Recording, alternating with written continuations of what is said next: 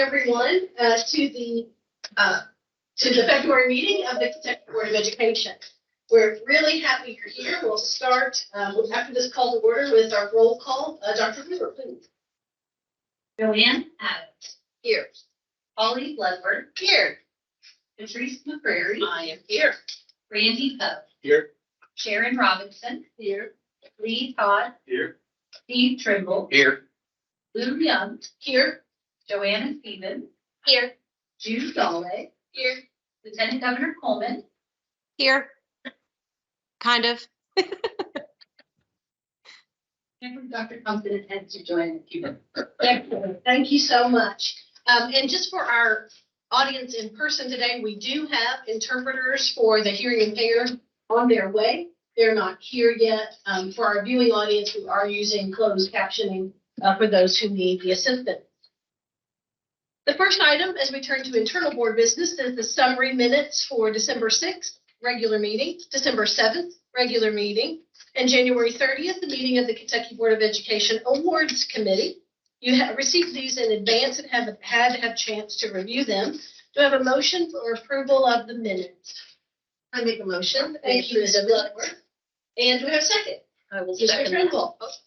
Oh, he beat you. All right, any discussion or questions or corrections to the minutes? Thank you for the team who always does such a great job capturing that information. All those in favor of minutes approval, please respond by saying aye. Aye. Opposed, no. I will Mr. second that. Trimble. Thank you so much. All right, any discussion? At this time, I'm going to turn it over to the chairwoman of our awards committee, Ms. McCrary. Thank you, Chair Gunn. As always, it is an absolute pleasure to present our decision on an award winner. This is the recipient of the 2023 Robinson Award for Diversity and Equity in Public Education. Dr. Samuel Robinson was a former member of the Kentucky Board of Education from 1991 to 2004, who made diversity and equity in public education his life's work. A noted educator and civil rights leader, Robinson began his career in Kentucky in Louisville in 1960. His diverse background in public education included everything from principal at Shawnee High School to president of the Lincoln Foundation. Robinson is also a well-known community figure as Louisville navigated throughout the civil rights era. Each year, the Kentucky Board of Education grants this award to a Kentuckian or a Kentucky organization demonstrating extraordinary efforts and contributions in the area of educational diversity and equity. The criteria for this award, for receiving this award, includes, but is not limited to, successful efforts in closing socioeconomic and or racial achievement gap, and significantly improving student learning, student achievement, or other measured outcomes among students of color or economically disadvantaged students. As always, we received some outstanding applicants. Applications were wonderful. It's such a pleasure to read the wonderful things that are taking place across the Commonwealth. But on behalf of the awards committee, I would like to share that the committee met on Monday, January 30th, and we determined that candidate number 3 best met the criteria of the award. Therefore, I would like to move approval of candidate number 3 as the recipient of the Kentucky Board of Education Robinson Award for Diversity and Equity in Public Education, and ask the chair for the board's approval to recognize candidate number 3 at the board's upcoming April regular meeting. All right, thank you, Mrs. McCrary, and as always, thank you to Mrs. Adams and Mrs. McCrary for joining me on the committee. It is an honor to get to read those every award event. So as you know, the recommendation coming from Mrs. McCrary does not require a second out of committee, but do we have any discussion before I call for the vote? In addition to our thanks, then all those in favor of recognizing candidate number 3, please respond by saying aye. Aye. Opposed, no. All right, thank you. The third item of internal board business is our participation in the 2023 National Association of State Boards of Education Legislative Conference on March 19 to 21. We were hoping Mrs. Bloodworth was going to be able to make it, but she cannot, so I am able to attend. But we also have the possibility for others to join. I know you've had a chance to think of that. If anyone else is interested, now would be a good time. All right, we'll go with a more standard motion to approve up to 3 members to attend. It may be just me, but I would entertain a motion to approve up to 3 members in attendance up to the NASB Legislative Conference. Do I have such a motion? Thank you, Dr. Poe. Do we have a second? Second. Thank you, Mrs. Adams. Any discussion? All those in favor, please respond by saying aye. Aye. Opposed, no. All right, I will keep you posted. We'll turn our attention to the consent agenda. As you know, this item, which does require a vote, consists of the consent agenda and allows for approval in one action of all of the items listed here. As you know, the staff here at KBE have determined that these are somewhat non-controversial and routine in nature, but we always give you the opportunity to pull any of those items that you believe might warrant any further discussion as separate consideration. At this time, does any member wish to have the consent of any consent agenda item moved to the action? All right. Since we have none to be moved, I would ask the board to entertain a motion to approve all items on the consent agenda as presented. Dr. Robinson, thank you. Do we have a second? Second. Thank you, Dr. Todd. Any discussion? Hearing none. All those in favor, please respond by saying aye. Aye. Opposed, no. Excellent, thank you. As we move now to action and discussion items, the first of those is amendments to 703 KAR 5:270. You can see the esteemed team from the Office of Assessment and Accountability coming to the table now. And I would ask you to welcome Rhonda Sims, Associate Commissioner in Assessment and Accountability, Beth Hargis, Associate Commissioner in Career Technical Education, along with Reagan Satterwhite and Scott Uselis, who will present the proposed regulatory amendments. You will find this information in the portal. Rhonda, are you kicking off? Okay, Dr. Sims, thank you. Yes, thank you. Good to be with you this afternoon. We have a little bit of housekeeping a little cleanup with language in a regulation in order to align it to Senate Bill 59 that was passed in last legislative session, which is 2022. So if we can move on to the first slide, the presentation. It is part of the accountability regulation, so it's the 703 KAR 270. And there is a change that relates to work within the Office of Assessment and Accountability. And then we have some changes and further development that our partners with the Office of Career Technical Education have been involved with. So just a few reminders. Senate Bill 59 basically did 3 major sort of chunks of action. It deleted the requirement for a 10th grade college admissions assessment. Kentucky had bid a contract for grade 11 and grade 10 ACT to get pricing, but that was never funded at the time it was passed. And so we have continued just to administer the grade 11. So it removed that from legislation. The second thing, it added some measures to the post-secondary readiness, and you're going to hear about that from our colleagues in the Office of Career and Technical Education today. And then finally, we needed to make some amendments to the post-secondary readiness measures. So let's move on to the next slide and just kind of get into a little bit of detail with that. The major change that Office of Assessment and Accountability has already implemented based only on the statute is this language did reduce the number of measures required for a student to be labeled post-secondary ready. And it changed from 2 measures to 1 in the legislation. And so the second bullet there reminds you of what did change. We had required basically a demonstration of student performance in sort of 2 buckets. A student needed to show success in things that were natural science and quantitative, and they needed to show success in visual arts, oral arts and humanities, a combination of other factors. The legislation reduced that to 1 measure in order to be tagged as post-secondary ready in the accountability system. And so that language has been removed from the regulation to align it with what's in statute. Again, based on the statutory language, we did implement that in the fall of 22 in the accountability reporting. The final thing that I'll mention in my time with you is there was an alignment of language in the regulation to clarify that a one dual credit course is equal to 3 credit hours. That has been the policy.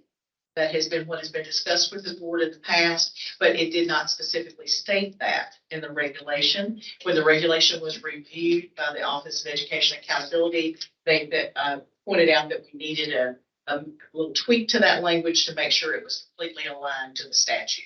And so that's the other thing you'll see in that regulation. So I'm going to turn to my colleagues now. Dr. Beth Hargis is going to be able to talk to you a little bit about what are those changes that are related to the Office of Career Technical Education. Good afternoon. This slide outlines the indicator for post-secondary readiness attainment. So, as we've discussed, Senate Bill 59 added cooperative learning and internship courses within the post-secondary readiness indicators. And so, as you can see, the highlighted section states completing a required number of hours or achieving a benchmark within an apprenticeship, cooperative, or internship that is aligned with a credential or associate degree and approved by the KBE after receiving input from LSAC. And so I'm going to turn it over to Reagan Satterwhite to walk you through the work-based learning supports and committee recommendations. And Reagan, before you start, I might mention for those of you of my generation that we used to refer to cooperative as co-op. So in the lingo, this is an internship or a co-op. And you might hear us interchange Okay, those yeah. two terms Still as well. Yeah. Thank you. Meredith, if you'll go on to the next slide, please. And so our office is happy that the work-based learning indicator is now a measure of post-secondary readiness. We know from longitudinal data provided to us by KY Stats that students who not only complete a CTE pathway, but whose experience includes a work-based learning opportunity are more successful as they go to post-secondary and for their future careers. However, we want these experiences and their co-ops and their internships to be meaningful so that they are immersed in their career pathway that aligns to their field, rather than them just wanting to leave school for a couple hours each day. And so what we've done, our office has really ramped up the support that we've provided to not only educators and schools, but also to employers as they implement these experiences in this hands-on work environment. And so a couple things that I want to highlight. The Kentucky Work-Based Learning Manual has been updated, and this is now available on the KBE website. It is a draft version, but it's hot off the press. It was just published last week. We sent it out in our office's newsletter to our school. That version currently has a draft watermark, and that will be removed when the Work-Based Learning Program Standards Regulation is effective on March 7th. So nothing will change about it. It just currently has a draft watermark until that becomes effective. The new manual was a collaborative effort between our office, between OCTE, principals, work-based learning teachers, coordinators, the Education and Labor Cabinet, and the Office of Apprenticeship. So we had a lot of input regarding what should go in this manual. All of the forms in the manual were updated and they were made fillable so that they are easier on our employers and our schools as they're filling out the agreement, the checklist, and the employer evaluations. So also accompanying the manual is a series of documents that were designed to support the implementation of a successful placement for students and a successful placement for the employers as well. There's a work-based learning FAQ, a step-by-step for co-ops, a document that says which type of work-based learning of the many is right for you. And we also have a state work-based learning coordinator in our office who is available for technical assistance for both schools and employers as well as they go through the process. Lastly, that regulation that I mentioned previously is being amended to add additional definitions for terms that we use often associated with work-based learning. And so a proposed version of the amendment is available now. And again, that new reg will be available on March 7th. Okay, Meredith. And so before we get into the actual committee's recommendation, I'll just share a little bit about the structure of those committees. Both the Kentucky Office of Career and Technical Education and the Kentucky Department Office of Assessment and Accountability created a committee to address the work-based learning indicator. The statute specified that it included a minimum number of hours approved by the KBE. So that committee included a superintendent, principals, work-based learning coordinators, and representatives from both offices, and they determined the final number of hours. Their goal was to develop a new career readiness indicator that is of equal rigor to the existing career readiness options, such as industry certifications, CTE dual credit, end of program assessment, and track apprenticeships. And so I'll turn it over now to my colleague Scott Usellis, who did extensive work with the committee. Thank you. So what did the committee recommend? So some of the proposals, that apprenticeship remain its own career readiness indicator with the established benchmark of achieving the tech ready apprentices for careers at Kentucky certificate. That already exists. That was part of previous transition readiness, now post-secondary readiness systems. So the committee recommended that remain its own benchmark. Whereas cooperative, internship, and experience-based work will become a new career readiness indicator measured by a required number of hours and a minimum letter grade. So it was thought to have an existing, and then that would create an additional new career readiness indicator. Next slide, please. So the committee recommendations, they settled on a minimum of 300 work hours to benchmark in cooperative, internship, and experience-based work courses. Went back and forth on where the hours should be earned and so on. Where it kind of settled with the committee is that the hours would be earned during the standard school year and during the standard school week, Monday through Friday. That would exclude summer, that would exclude weekend and so on. Part of the compromise they kind of came up with was that the student may count all hours worked during the standard school week that are connected to the experience, including outside the school day. So the best example I could think of, if a student starts working at 1 p.m. on a Wednesday afternoon and they work until 7 p.m., 8 p.m., they get to count that entire 6 or 7 hours, not just the 2 hours that were during the school day. We get to accumulate all the hours that were worked during that particular day.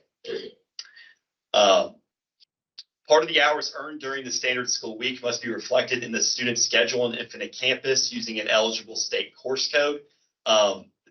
From a data person, that's from a data collection perspective, to have it connected to a course code that corresponds with the particular type of work-based learning experience that they are taking part in, whether that be, as you mentioned, a cooperative or a co-op experience, an internship, or outside of CTE, if it's what we call experience-based work, that they have it connected to a course code to be able to capture that data. And then finally, they recommended that like experience may be combined if the experiences are aligned to the same credential or associate's degree. That is the language of the law saying it must be connected to a credential or associate degree. A good example I could think of here is if a student is part of a career pathway and agriculture, for example, and they take part in an internship their junior year that has to do with agriculture, and then their senior year they happen to co-op in agriculture, they would be able to build upon the hours in which they accumulated during their junior year. So like experiences would be able to build upon one another. And at this point, I think I'll turn it over to Dr. Hargis to wrap us up. Thank you, Scott. All right, so as you can see with this slide, this shows all of the proposed career readiness indicators, the CTE end of program assessment, the dual credit, all of the industry certifications that are available, apprenticeship, and then the cooperative internship experience-based work. Meredith? And so based on the committee recommendations, our proposed amendment follows: successfully completing a cooperative or internship course that is aligned with a credential or associate degree and which provides a minimum of 300 hours of on-the-job work experience during days that school is in session within the district-approved regular school year. And so with that, we are happy to take any questions.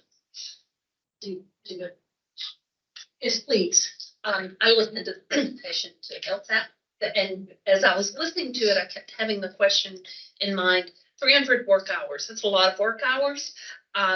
Doable, but a lot of work hours, and I think we need to have that lofty goal of that for this to be a success. But my question is, do the individuals who provide the opportunity for students, do they sign something saying, yes, we will make this many hours available to them? In the work-based learning manual, there are guidance documents and forms that are filled out. There is actually an agreement that goes into effect where the teacher and the employer work hand in hand to make sure that those skill sets are attained in the classroom and then demonstrated. But I appreciate you saying that because I don't believe that it does require the 300 hours at present, but that is something that we most definitely need to address. Thank you. Welcome, Dr. Thompson, and he has a question. Well, a couple of things. First of all, I like this in more ways than one. You probably have heard that we have a goal of having either every high school student or every college student have a work-based learning experience. Having this in Infinite Campus, we can know if they come to a Kentucky college or university, it aligns, right? So we'll know that. So I like that. I think 300 hours is reasonable to me, by the way, when you think about outcome, whether it's service learning, externships, internships, co-ops, when they get a competency that they can push in. And I mean, I think all the research shows that fairly clearly.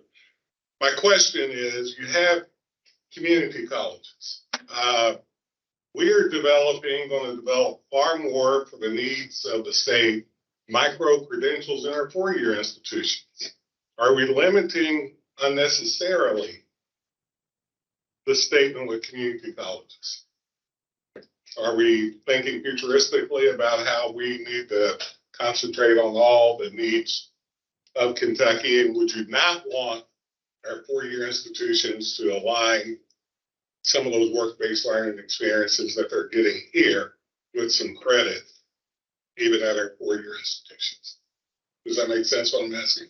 I think so, because you're referring to the reference on the associate degree. Right. That's listed. I believe that is from the statute.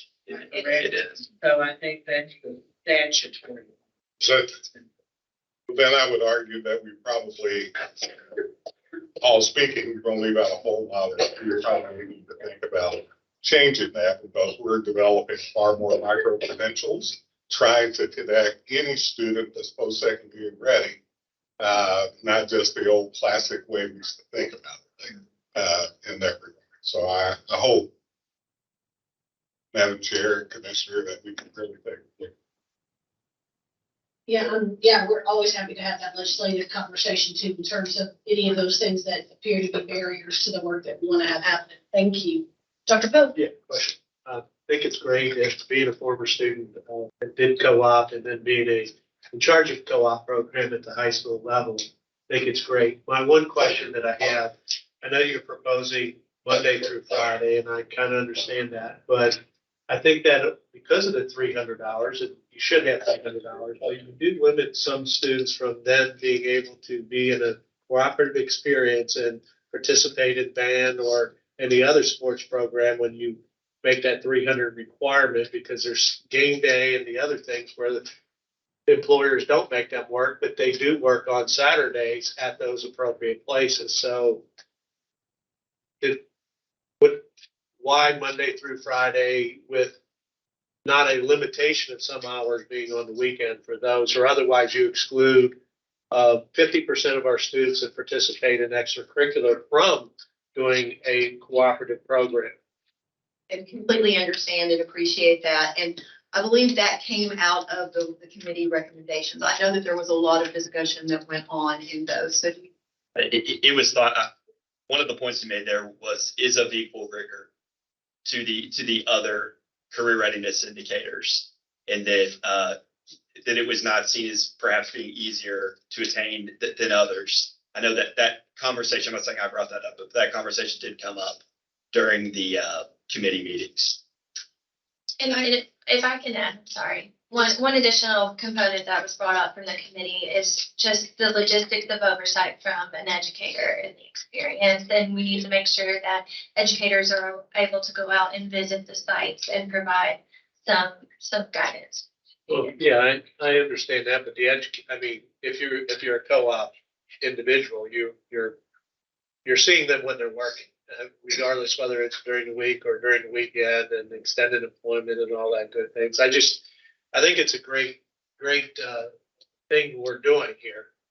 Not against that. I just think that as a co-op teacher that's there recruiting students into a program, we're tying their hands a little bit by not allowing particular hours, because just like if you're in band camp for 2 weeks, or a thing, you're not participating and you can't make up hours in another fashion. I just think that's something to be considered for those teachers and working with students who do want a good, I mean, I had to pay for college. That's why I went into cooperative education.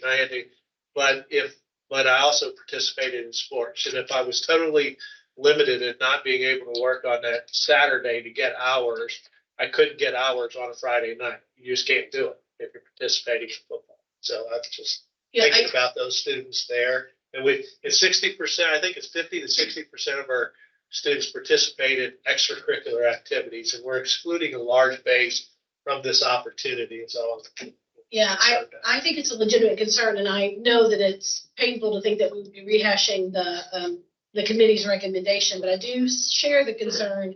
I would point out, though, if our math is simple enough, if we think about school being in session 36 to 40 weeks, then we're talking about 8 to 10 hours a week for co-op students during a Monday through Friday experience. But Randy's point is well taken. If you're playing ball, maybe you go for 2 hours, but then you come back and you don't get your other 2 hours in on any given work session. So I think we have to watch, study, see how that goes. And of course, we wouldn't want to unintentionally exclude athletes and extracurricular participants from the opportunity. So I know you guys will be closely monitoring its implementation.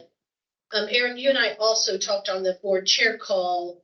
I have a little bit of heartburn about the definition of successful completion being a passing grade, knowing that a passing grade could be a 66 D minus, for example. So if you wouldn't mind, please repeat that. Your response to me was a good response. I'd like the whole board to hear that. Sure, and actually the committee initially did suggest that it aligned with our dual credit requirement of a minimum grade level of C or higher. However, that does not align with the statute, so we were unable to include that in our recommendation for the reg amendment. And so in looking at the statute, it says a minimum number of hours or a benchmark. And the benchmark language points to what was already a post-secondary indicator, the track apprenticeship.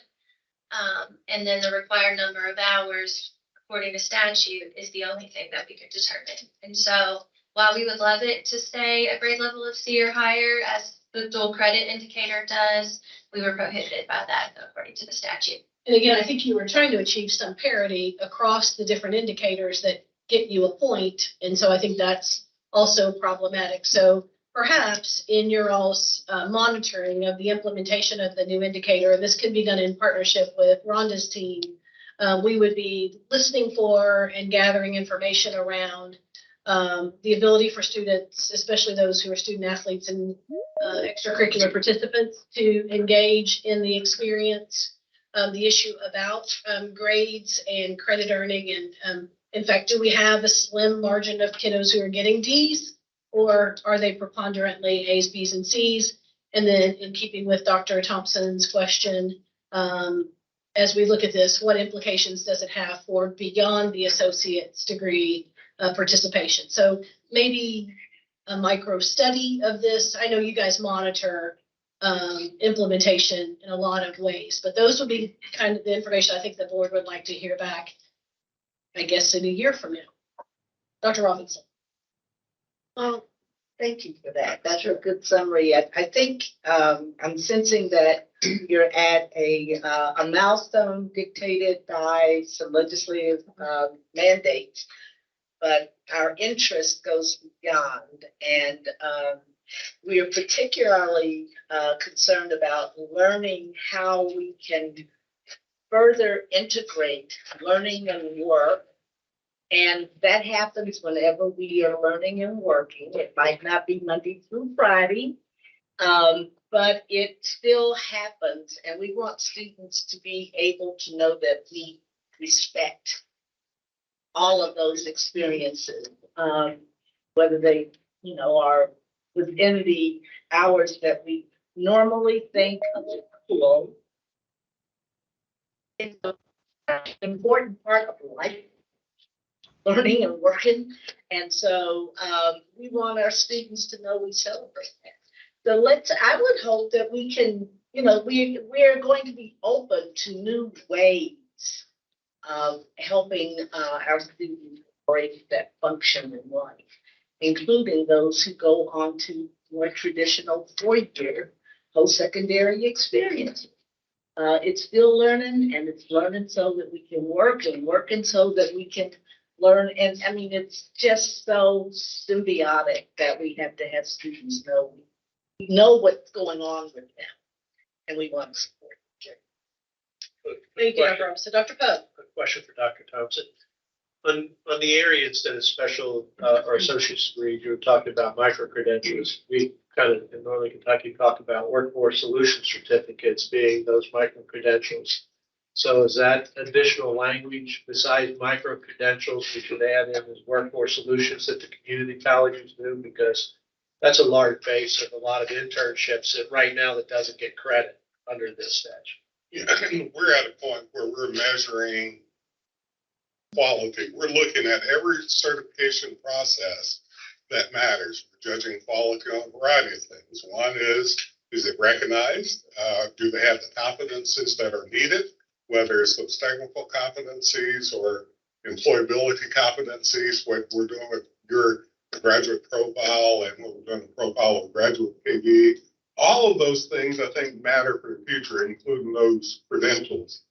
My argument is that we need to be opening students to a wider world. I think when the legislation was written, it was too microscopic to think about. There's a whole lot of things that change. For an example, you can go to one of our four-year institutions and get a micro credentials in coding, even though you may be majoring in sociology.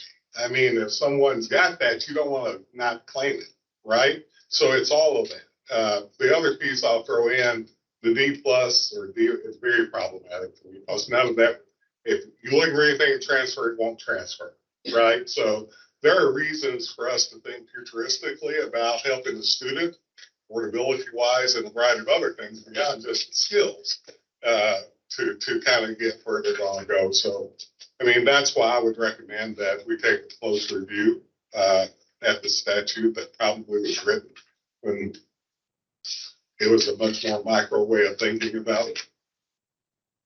I think you understand where we're coming from on these questions. And yes, we've had a lot of conversations, and we agree that we want to make it available. And going back to what Dr. Poe had mentioned at first, as far as the 300 hours and being restrictive in regards to extracurricular activities, I would say, we keep in mind that it is a 2-year. They can stack that. So we believe that opens the door. And actually, if we're doing our jobs right and getting the opportunities to the students at an earlier age, then hopefully those students might be able to co-op their junior year. And so then they'll be able to add on to that the senior year in order to get the 300 hours. So 300 over the course of as many as 2 years. That's probably what you meant, Mr. Ucelis. I didn't realize that. I thought it was each year. Okay. Total.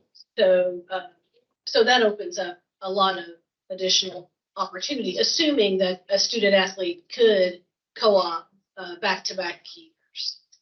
We do agree with you and appreciate you bringing that up. Well, and if I can point back to that manual as well, the manual outlines that their experiences should be for 2 hours a day, 5 hours a week, 2 hours a day, 5 days a week, which in a general school week, that totals 10 hours. And so if you do that math and the committee sat down and they ran all of those numbers over the course of a year's time, that equates to well over the 300 hours. Okay, other questions? Thank you very much. Thanks for the collaboration between our two offices as well. At this time, I would ask the board to entertain a motion to approve the amendments to 703 KAR 5:270.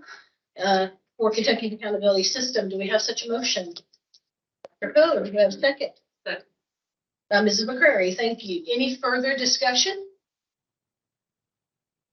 Hearing none, all those in favor of approval of the motion, please respond by saying aye. Aye. Opposed, no. Motion carries. Thank you. Thank you all.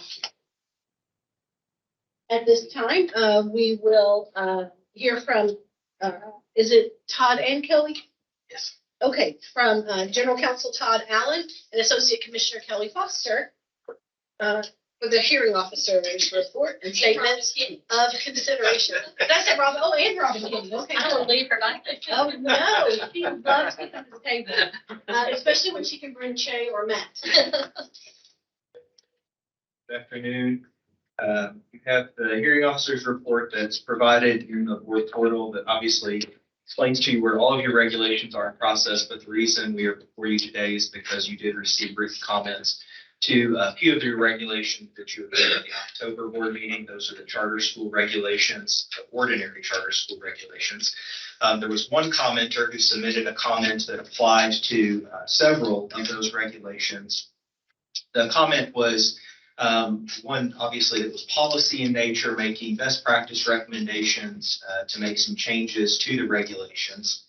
In your board materials, you have the statements of consideration that are prepared for each of those, and the agency is not making a recommendation to this board to make any change based on those comments. Based on the feedback that we had from the board during the October meeting, this board made changes to the charter school regulations simply to comply with House Bill 9 from the 2022 legislative session, and not really go beyond what was provided in that legislation. And this comment, if the board entertained that, and made changes, would really go beyond what was provided in that legislation.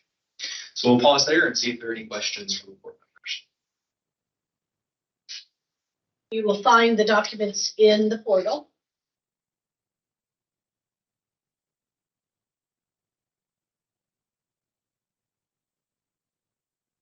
Hearing no questions for the team, I would ask the board to entertain a motion to approve the statements of consideration for 701 KAR 8:010, 8:020, 8:040, and 8:050.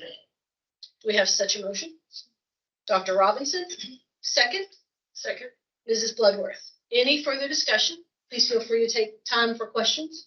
Dr. Glass. Just a statement on behalf of the department. The comments that came in, as Todd mentioned, they have merit. And we think that they're intended to try and align our charter regulations with really what's been identified as best practices around charter schools. At this time, given the pending litigation related to charter schools and state regulations, we think it's the wisest course in keeping with the previous direction of the board to keep our regs as tightly aligned to what's in the statute as possible. Let that play out.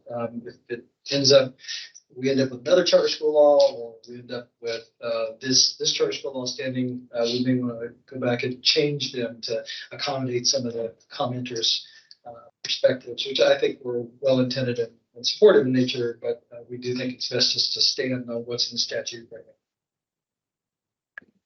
Sounds most prudent. Hearing none, all those in favor of the motion, please respond by saying aye. Aye. Opposed, no. Motion carries. Thank you. Thank you, team.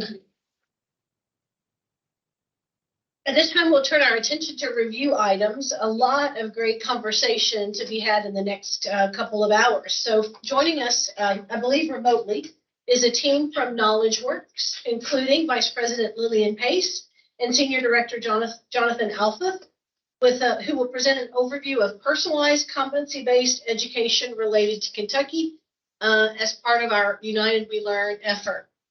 Welcome, Lillian and Jonathan. Great. Thank you so much, Chair Young and Commissioner Glass. It's great to see you. Thank you to all the board members who are here to entertain and listen to this presentation. We really feel honored to be here to share with you. As Chair Young mentioned, we are here to present about personalized and competency-based learning. We have the great fortune to support the Kentucky Department of Education, particularly to help support the facilitation of the Building a Bold New Future with Communities Standing Committee. as it sits underneath the Kentucky United We Learn Council. So we have really come to the table here to try to provide some expertise around the work that we are doing to support policy transformation as it relates to personalized and competency-based learning. If you go to the next slide, I'm gonna just kind of give you a high-level overview of what that is, why we think it's important, why we're hearing from so many stakeholders across the state of Kentucky who are interested in exploring these innovative teaching and learning practices. But most importantly, for all of you, I'm guessing there are many questions about what considerations there might be for policymakers. And so we are going to provide a little bit of maybe some ideas to put on the table. We're not here to provide any solutions or recommendations. It's very, very early in the work. But we do want to share some of the questions that we are hearing emerge from communities all over the country that we're working with that are wrestling with this same common vision to provide more personalized and competency-based learning experiences. So if you go to the next slide, I always like to start by really centering the gaps in the current system. This is the problem that stakeholders are trying to solve. If you look at the pie chart on the left-hand side, you can see that as a country, we've done an incredible job of focusing on graduation rates, making sure that we are getting as many students through our K-12 education system as possible. 84% is a phenomenal number. But if you look at the next two charts, you see what happens to those students when they leave our K-12 system. So for those that matriculate into post-secondary education, 28 to 40% are placing into remedial courses. And of those students, fewer than 50 are even completing those courses. So those students weren't prepared. And as a result, they are stopping out in many ways from their college experience. Employers are also saying that students aren't ready. While 77% are of recent graduates that are coming into the workforce do exhibit some skills around teamwork, just over half know how to problem solve, and fewer than half exhibit work ethic and communication skills. So clearly our K-12 system isn't doing its great job that it should be. At the same time, we're hearing from the public that there's a demand for change. So we're seeing stakeholders saying that their confidence in the education system is at an all-time low right now, much of that likely driven by their experiences during the pandemic. Parents and students are saying that they want schools to better prepare them to build decent lives in their community, with an emphasis on things like real-world skill building, right? And they're suggesting that the lack of personalization in schools is a problem. So 74% of parents are now saying that schools don't feel like they're personalized in a way that's meeting their students' needs. So what are the solutions? So we are hearing in Kentucky and across the country a growing interest in this notion of competency-based education practices. And in order to understand what that means, we really want to look at a classroom first to understand what looks and feels different. So on this next slide, you'll see a chart that we like to use that compares and contrasts the traditional education system to a system that is competency-based. And remember, this is a classroom lens.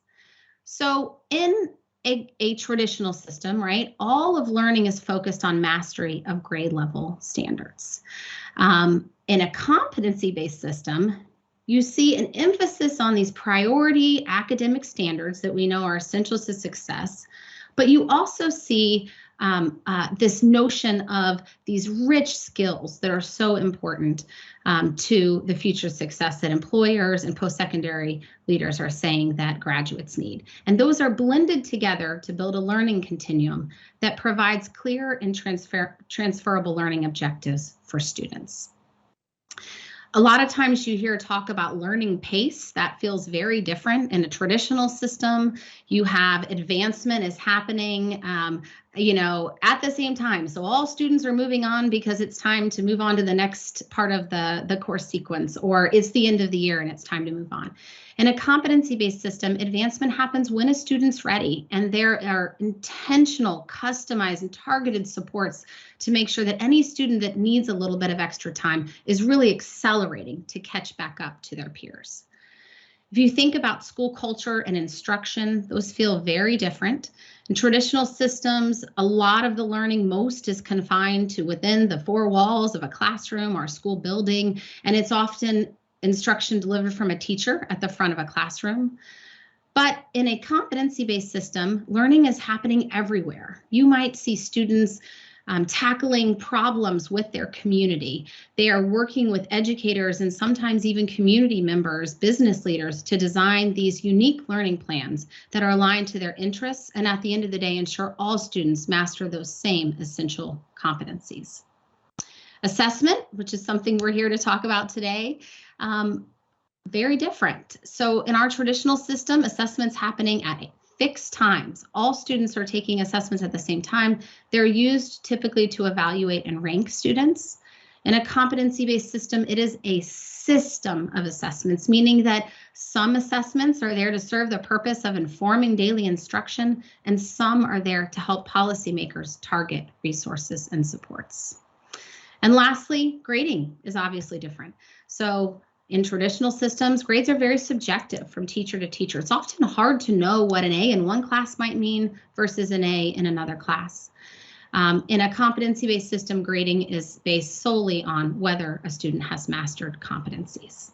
So again, a very different picture of teaching and learning, and this is extremely aligned to what we're hearing from stakeholders in Kentucky as they aspire to a new vision for the state's education system. So if you go to the next slide, I'm going to pass to my colleague, John Alfuth, who is going to give us a little bit of a snapshot of how this is really taking hold across the country. Thanks, Lillian. So jumping in, again, we just want to give you a kind of brief overview of how Kentucky's work is fitting into this national context. So you can see here, this is a graphic generated by the Aurora Institute, which is a nonprofit that focuses on personalized competency-based education. This is about 10 years ago. So you can see here, you know, the key takeaway is about half of all states had some kind of policy, whether it was emerging, developing, or advanced in terms of promoting competency-based education. So if you fast forward 10 years to the next slide, or about 10 years, you see that every single state except for one in 2019 was colored. And actually, Wyoming, the only outlier there, should, if we updated that graphic today, would actually be colored in because they have been undertaking some great work around thinking about how they can integrate competency-based education into their systems. So they are, again, you can literally say all 50 states are recognizing the need to support innovation along these lines and are really focusing on how they can support that. So just another couple ideas before we go to the next slide about you know, how many schools we're talking about nationally. Unfortunately, we don't have a definitive survey just because so much of this is happening at the grassroots level. The closest, I think, estimate I've seen is back in 2017. And again, keep in mind, that's about 6 years ago at this point. The Aurora Institute estimated that at least 6% of the country's 135,000 districts were implementing competency-based education in at least one school.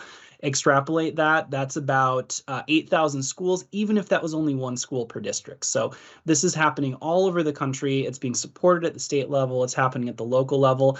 And through other examples of resources, there's a great opportunity to integrate and think about what are some of these examples through an organization called the Canopy Project. You can really start getting a picture of what some of these schools look like. So we've even heard that in some states, for example, in Utah, that the percentage of districts implementing CBE could be as high as up to 50%, that is half of all districts. So going into the next slide, we just want to give you a brief overview of some of the impacts that we've seen so far with this. So on the next slide, just to highlight a few things, first of all, we want to add the caveat that the research on personalized competency-based education is still in its infancy to some degree. Again, there are, though, a few studies that can speak to the impact that we've already seen that it can have. So a study by the RAND Corporation from 2015 found that students from personalized competency-based schools had higher math and reading achievement and caught up to peers faster when they were behind. And the next two studies on the slide also confirmed these findings and found that personalized learning practices really can enhance student test achievement as well as students who are behind catch up more quickly. However, as you can see in the next slide, it's not just about traditional means of measurement like test scores. We've also seen that competency-based education has other impacts as well. You can see several studies here confirming these impacts. For example, one found that students in these types of environments have higher levels of engagement. Another study found that math confidence increased when students were able to operate in a personalized competency-based environment. And it's not even just a student impact. We've actually seen in the higher education space that personalized competence-based education has been correlated with greater teacher satisfaction and less burnout. And while, again, the focus of this is on the higher ed side, that does carry some very interesting implications given the educator workforce that issues that we're seeing nationally in terms of shortages and whatnot. So potential interesting impact there. Now, closing out this portion of the presentation, we just want to give you a couple of specific examples on the next slide that you can see how competency-based learning has impacted 2 specific districts. So Lindsay Unified is a very common district that folks like to point to. They've been implementing competency-based education for a number of years now. They serve about 4,100 students, and the district has a 90% free and reduced price lunch rate. They started implementing this in about the mid-2010s, and you can see some of these impacts over a 5-year period. A doubling in state test proficiency, English language achievement more than doubling, increased high school graduation and attendance, and overall decrease in suspensions. So some tremendous impacts there, just one example. A little bit closer to home on the next slide, you can see a district, Marysville, Ohio. This is actually a district that KnowledgeWorks has been working in for years now, and we've seen some tremendous impacts. Again, it's a smaller district, which serves about 5,200 students, but the district has seen some significant increases in both test scores. As you can see, English language arts, double-digit increases, as well as math achievement, also high increases, and those intangible pieces as well, such as things like students feeling more hopeful and more sense of belonging at school, as well as their engagement and overall capacity for management. So again, as we can see, personalized competence-based learning, closing out this section, it is taking root across the country. It's being supported both at the state and the local level. And we've already been able to see, even in the early research stages, some of the tremendous impacts that it can have on students and their lives. So after setting that context, I'm going to hand it back to my colleague Lillian, and she's going to start taking us through the policy pieces. Great. So this is the big question I think we're all, here to wrestle with. We think it's promising. We hear some interesting ideas about how it might change in a classroom, but what would it look like to begin to shift policy systems to support this work at scale across the state? So if you go to the next slide, when we talk to stakeholders about policy change, we always like to couch it in 2 big buckets or considerations. The first is thinking about the policy framework in the state. So the laws, the regulations, what about that policy framework is enabling schools and districts to do the work that they want to do and what isn't? And that's the typical policy change that, we're all focused on here through our roles. And that was going to require a lot of change over time. The other area, though, is just as important and sometimes is the overlooked piece, and that's implementation. We never want to lose sight on how districts are implementing existing policies that are already on the books. We always hear from policymakers and districts that there are all sorts of policy barriers or the inability to do certain things. And the reality is that there's a lot that districts can do typically in states with some of the policies that are on the books. And so the solution is going to be a blend of both of these approaches. It's going to take new laws and regulations, but it's also going to take rich education around what policies are already in place and how to help districts really leverage those to advance the types of innovations that they're most interested in. If you go to the next slide, we're going to focus specifically on this first consideration. So what needs to change about the state policy framework? All of the topics you see there on the screen are probably the issues that rise to the top when we're talking with stakeholders around the country who are wrestling with the kinds of barriers that exist. Each of these really is tied in many ways to this underlying concept of seat time, which is how we have organized our education systems. around, a certain number of calendar days and hours for defining whether learning is achieved or not. And we are shifting that notion to focus on whether students have mastered content. And as a result, it means that we have to really look at all of these policy issues. For purposes of the work here in Kentucky, we are really focusing on those issues that are bolded in blue, which for those who may not see color as well, that's accountability, assessment, graduation requirements, and vision for student success. Luckily, Kentucky has gotten quite a jump start in many of these areas. And so you guys are well on your way, and there's many around the nation that are here to learn from you in your work.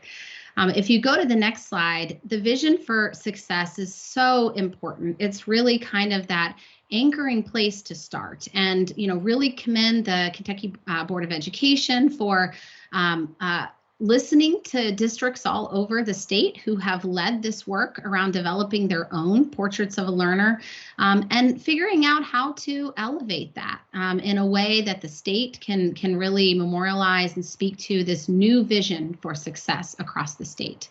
States that have gone through this process of developing these state level portraits of a learner, states like Washington and Utah, other examples you can see there, what they are really focusing on is this notion that we, as an education system, we care about outcomes. We want to know that our students, when they leave our K-12 system and even on through post-secondary career and on, that they are ready for success. And as a state, and many of these states have said this in their work, we believe that that's going to happen by promoting deeper learning, really getting at these essential skills that we know are important for future success. So if you go to the next slide, that value system, that vision for success means that we're going to have to begin wrestling with things like accountability systems. And again, no state has mastered this yet. I think there are many conversations that are emerging all over the country, some that we're fortunate enough to sit in and listen to. And so we're here to share more the ideas and questions that we are hearing coming up in those conversations as a little bit of a preview for what similar conversations may look like in Kentucky as this work unfolds.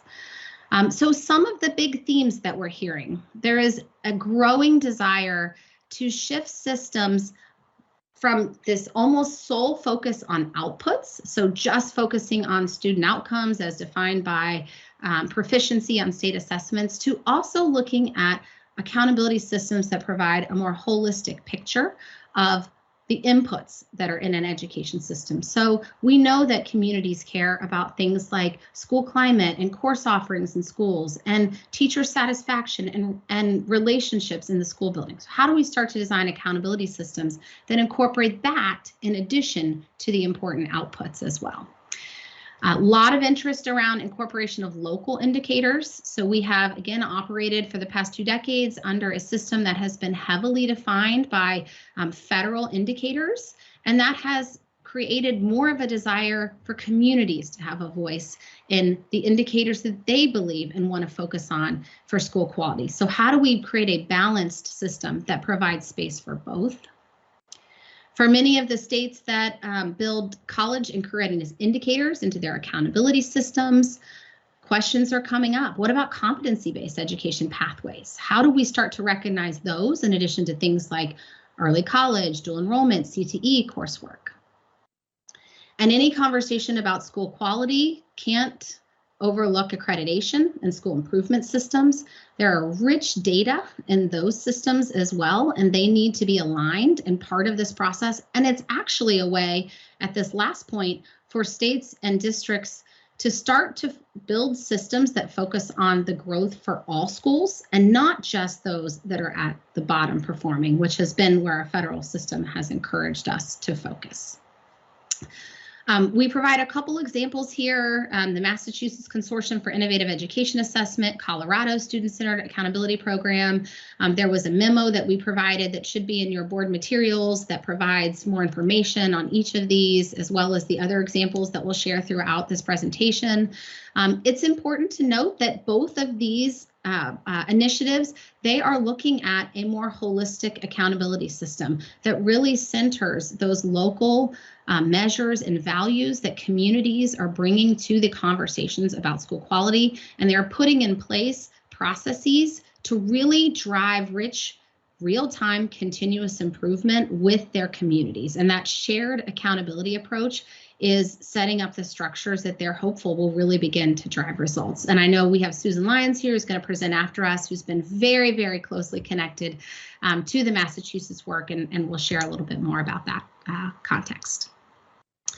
So assessment, obviously we are going to need to look at assessment. For a state that has really centered these critical skills in their portrait of a learner, we will probably be wrestling with questions around how we measure those. If we believe that's our definition of student success, how are we going to measure those? We're hearing from stakeholders a desire for more actionable and timely data. A lot of communities around the country are beginning to wrestle with this notion of how to design more culturally and linguistically inclusive assessments where students can be seen and see themselves in the content. Curriculum embedded performance tasks that don't feel like they're an add-on, but really part of the curriculum that gives students a chance to demonstrate mastery. Some growing interest around notions like item banks, where assessment tasks may even be created by educators and submitted to a third-party entity for validation, and then they live in an item bank that can be pulled from at any point to use alongside the curriculum. States are beginning to invest in capacity building to develop this shared quality criteria. So if we know that these are the knowledge and skills that we want students to master, how do we start to build out the learning continuums that at the end of the day, educators are going to be designing instruction to ensure mastery of? And how do we build assessment literacy for educators so that they know how to use assessment data to drive instruction and really improve student outcomes? And this last piece, performance tasks and capstones for graduation requirements. We always talk about how sometimes it's hard to move big A accountability systems, big assessment systems defined largely by federal requirements, but there's a lot that can be done within the graduation space. And so of the examples below, I'll start actually with New Mexico in that context. New Mexico has built an entire community of practice to help districts begin to implement these capstone-based exhibitions for students that are aligned to their interests, their cultures, as an alternative to the traditional graduation requirements that the state traditionally had implemented.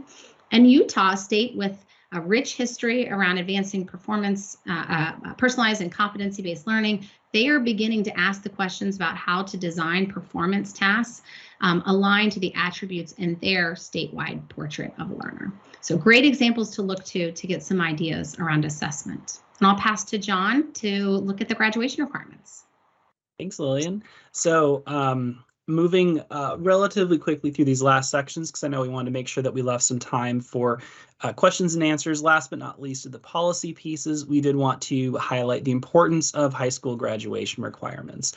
These often intersect closely with assessment accountability, especially when there are graduation requirements around things like college and career pathways that are integrated into accountability systems, and when assessment and accountability mastery on tests may serve again as an account or as a graduation requirement. Now, graduation requirements are essential to helping promote competency-based education because they really create or can enable the ways to operationalize portraits and competencies and really expand the scope of what students can do to both receive formal credit through more individualized experiences. And last but not least, it can also create an excellent framework to really expand the scope of what college and career pathway opportunities are able to achieve. So one thing I did want to note is that where we had some other state examples on our previous two areas that when I'm giving these presentations, usually actually point to Kentucky as an example of a state that already has more expansive graduation requirements within its flexibility for the second half of the high school experience. So that said, I think there's always opportunities for improvement and innovation. For example, right now, after meeting foundational coursework in standard areas like English and math, Kentucky allows students to select a personalized pathway that can cover the remaining credits required. This can include things that are articulated in the graduation requirements like English 3, English 4, advanced placement, or dual credit. One example, and not to say Kentucky cannot already do this. Again, I'll be talking in a minute about where we're doing some analysis to really start getting a picture of what is possible in Kentucky. There are ways that Kentucky could go even further, maybe through highlighting things that are maybe not more non-traditional.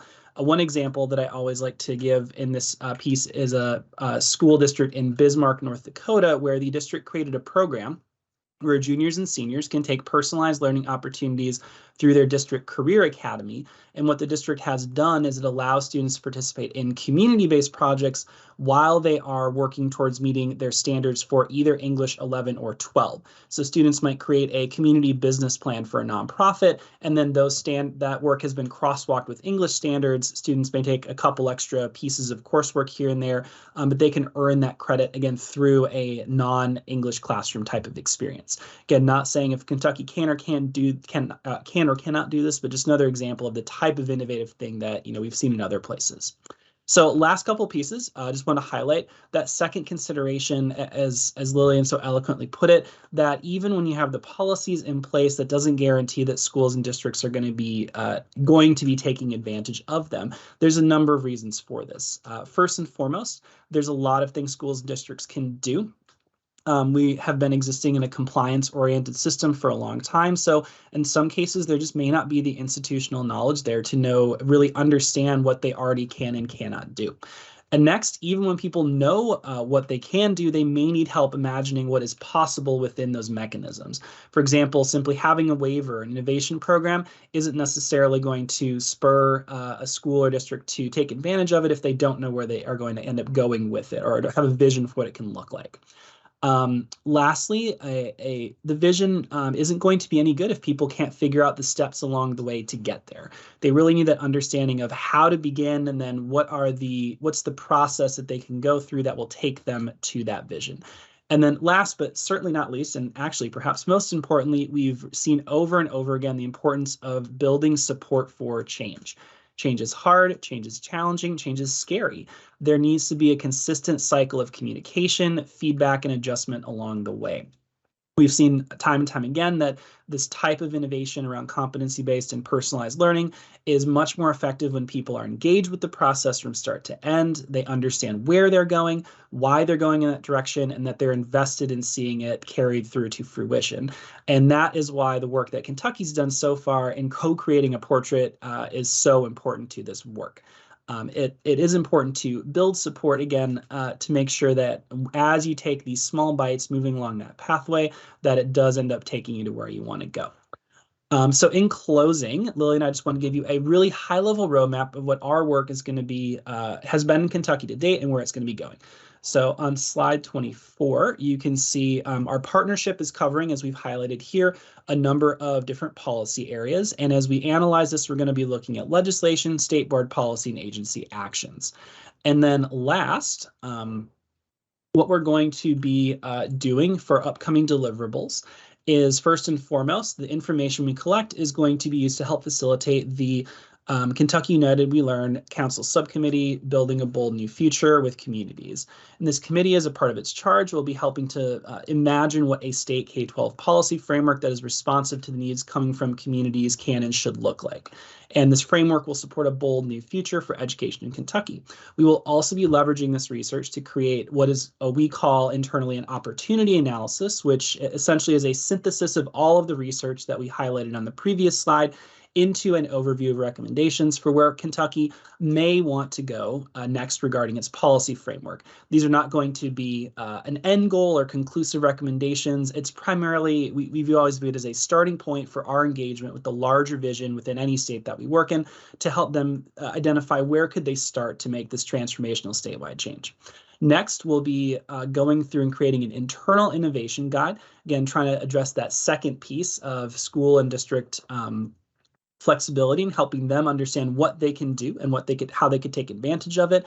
And then in fall of 2023, we'll be working to create something that is more public facing, which we've called an innovation playbook, to provide a more concrete roadmap for districts that they could seek to replicate more innovative practices. So that's a little bit about where we're at, where we're going to be going, and that concludes our presentation for the day. So thank you so much for having us, and if we have time, I think we're very happy. We'll defer to you all in the room, but we're happy to answer any questions that you may have in follow-up. That was a lot. Thank you, Lillian and Jonathan. My mind is reeling with a lot of thoughts and questions, but board members, any questions for the Knowledge Works teams or responses to what we're thinking about with Kentucky United We Learn? Dr. Robinson. So, thank you for the presentation and for helping to frame what started out as our, kind of lofty ambition, which is fast becoming a on the ground plan of work. And one of the things that intrigues me is this performance assessment requires people to make judgments. And one of the things that makes this all seem very complicated is dealing with the iterator reliability, the training of those who will be making the judge calibration to apply the rubrics and with high integrity and with reliability, and so there's a technical side of that is really important, but it is so eminently doable. And what you do is create kind of very well informed observers of what the education industry is producing. And so I am going to ask that we kind of add a facet to our thinking and our observations and perhaps our own data collection to understand how many really informed, kind of trained, they can be used formally and informally, but how many of those people can we create at a community level who will know the portrait of a learner, or whatever we call it in that community, and they'll know what success looks like, and we'll have agreement on that. I've often wondered about creating a louder voice, a well-informed voice of demand, and those people need to know it when they see it. Yeah. And we need to have agreement, some degree of consensus about what that looks like. And I think we can turn assessment into not the sword of Damocles, but the flame that ignites our passion for this, for the vision for our kids, and demand for what it takes to get them there. That is really, really assessment driven. So how about kind of thinking about turning assessment into our banner and accountability into our sword to demand what we need for our kids at home. And that means informed voices. So I love the passion and I love the content of those remarks, Dr. Robinson. And before I ask Lillian if she wants to comment perhaps on what's happening in other states, I really am glad Dr. Sims is here too. One of our other partners in the CSGA or CGSA work is the Center for Assessment, Brian Gong and his team. And I am inspired by your reminder to those who are here today and those who might watch this meeting that educators have the professional talent, training, and expertise to provide reliable and valid formative assessment results, and to inspire the field to do this kind of work with high integrity, I think is a really important takeaway.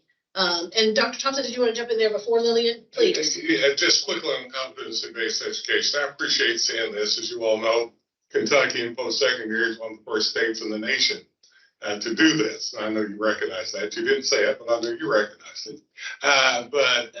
So one of the pieces that I'm anxious about that you didn't mention, though, is the USDOE, which is really where the issue lies with seat time versus those things. And Sharon, I appreciate what you're saying. because it is getting down to a set of competencies that we want and not just the seat times and hours gained. So I would hope that we're able to do this in a manner that would allow really truly a P20 effort in making this come true, because we have seen just such great gains. And as a matter of fact, I'm getting ready to put several $1 million into our post-secondary institutions to expand this. We have credit for our learning. We're trying to do this around a variety of other things.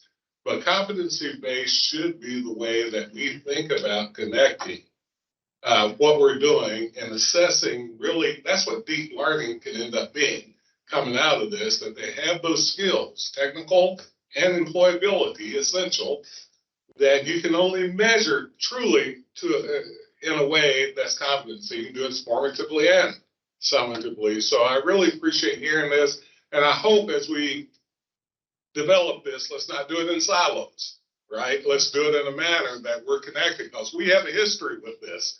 We have a lot of data. We have a lot of stuff in post-secondary that I hope we're able to put together. Thank you. So Lily, there's a mashup of questions for you to think about. Thank you. Yeah, and I'm going to have my colleague answer the second, because Board Member Thompson, you were speaking to his passion area about blending the post-secondary and K-12 together, and he's actually been in some really interesting conversations recently.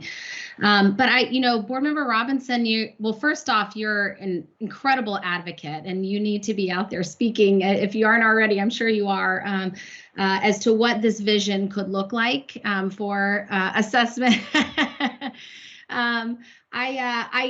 Just two comments, I think, really in reflection to your remarks. The first is that one of the challenges that we see as a nation around the optics of assessment are because the certain assessment systems that are deployed in our states right now are not feeling useful to educators, and not to parents and not to students. And that is, the number one reason we hear from communities about really an expressed desire for change. I think that the answer will come in what is co-designed with the communities involved in this work. It's, I think what we always caution is we always tell states not to try to be so trigger responsive to that public pressure to change something that an assessment solution, our company walks in the room and it sounds good and you jump and you sign. There are trade-offs involved in every assessment design, right, that you're going to build. And it's really important, as you know, to think about those with your stakeholders. So at the end of the day, you are making the solution that will be most useful and drive the type of teaching and learning practices that you want. So I think that's really important. And in the meanwhile, Chair Young, as you said, that investment in assessment literacy, that can be happening now. That only enriches the quality of the conversations around ultimately the design that's chosen, and will make the system a much higher quality system. So John, I don't know if you want to speak to the federal piece and the connection to post-secondary, but I know you were smiling when Board Member Thompson shared those remarks. Yes, music to my ears, Dr. Thompson. I know, first of all, I'm familiar with your work from the time that I used to work at the National Governors Association, so great to finally be on a meeting with you again. But we've, for the last about year or so, Lillian and I have been really trying to think about how can we make this not just a K-12 initiative, but an initiative that spans multiple sectors, including the higher ed space. We've been having great conversations with the Competency-Based Education Network. We know that there are hundreds of schools and programs across the country that are engaging with competency-based education. And I think the ultimate vision that we would hope to see is what you articulated, that you would have a connection and a smooth transition between higher ed and K-12 competencies and what is taught, so that these things work together and aren't created in silos that keep them separate. So, for example, to my mind, it seems like it is in everyone's best interest if there are K-12 competencies that they would have some alignment, if not total alignment, with a higher ed competencies where the possibility exists. But that's just my personal perspective. So, but again, very excited. I know that there's some great work from some of our engagement with the CBEN network on what's going on with the competency-based ed space in Kentucky. And I, for one, am really excited to continue to learn more about it and find ways to collaborate where possible. And thank you. Dr. Todd, then Dr. Pope. You made a comment that our teachers are fully capable of doing this. Absolutely. However, don't they need training to do so? We were in a classroom, the commissioner and I, with this teacher who had taught science and math for 23 years, and she said, I thought it was pretty good until I was a part of this research program. Now I'm teaching totally different. So I'm not sure, unless we get enough funding to provide the support for the teachers to make this change, when they walk in and see the students sitting there and they're going to do something different, which I applaud. I think this is the right thing to do. How are we going to make that happen? Yeah. The second point I'll ask about, one of the more innovative things that was in CARA was the primary program, where we kind of did away first, second, third grade, and we're going Ungraded. to ungraded primary, and it didn't make it. And I think we've got to be aware of some of the issues we ran into then. We've got to be able to overcome, because enlightenment is a tough thing to sell sometimes. Fear works better if they realize that unless we educate these kids to the point where they can be competitive, we're not going to have the jobs of the future. So I think teacher support is fundamental, and we just got to watch out for what we're going into and be prepared for. I think that's an important cautionary tale. And I would add, in terms of, yes, teachers always need the professional support. We need the collaboration with educator preparation to ensure that teachers are developing the kinds of formative assessment skills that they need. And then what happens is teachers begin to collaborate on assessment decision-making, and they calibrate scoring around assessment tools. They become more literate. They become more expert in meeting out those. And then I think their confidence begins to rise, because we've kind of given it up for external folks validating whether what we've done in the classroom is good or not, when in fact, educators know how far their learners have come over time, and they use a variety of tools to do that. So I'm not discounting that a professional learning agenda accompanying this work is critical. I think a reminder about ungraded primary and the negative outcomes we experienced is important to take away. But this is not about retooling the profession around professional judgment. We always give the simple example that in order to get a driver's license, you have to pass a written test and then you pass a road test. And that trooper in the car with you is making all kinds of formative assessment decisions, and then he's making a summative decision about whether or not you get that license. And teachers do that. They make those kinds of decisions hundreds of times a day. So elevating their professional expertise here, I think, is a big part of the conversation. Dr. Pope. Well, Dr. Todd said most of it. I agree with it. And we have several out there. You know, our student board member attends one of those particular schools here where everything we talked about is being done there. But it took 2 to 3 years with the buckets, the others to train those teachers to get there. And then it's been another 3 to 5 years trying to train the other people in the district to follow that suit. So I agree wholeheartedly with what he said. But the next step that I would also say is, for us moving this work forward, I would like to see Knowledge Works use our L3 districts that we have as the examples of work that is being done in Kentucky. Because if we're going to move this work forward as part of the next steps where we talked about legislation, I know they're going to want to hear about Kentucky schools and not schools in other places that's doing it. And David and Kelly's been working on this work for a long time, so I'd like to see that integrated into, the conversations moving forward. Sure. I saw Lillian nodding, and of course they've been at the convenings of the Kentucky United We Learn Council. So. Yeah, and actually, Chair Young, if it's okay, just a very quick response to that.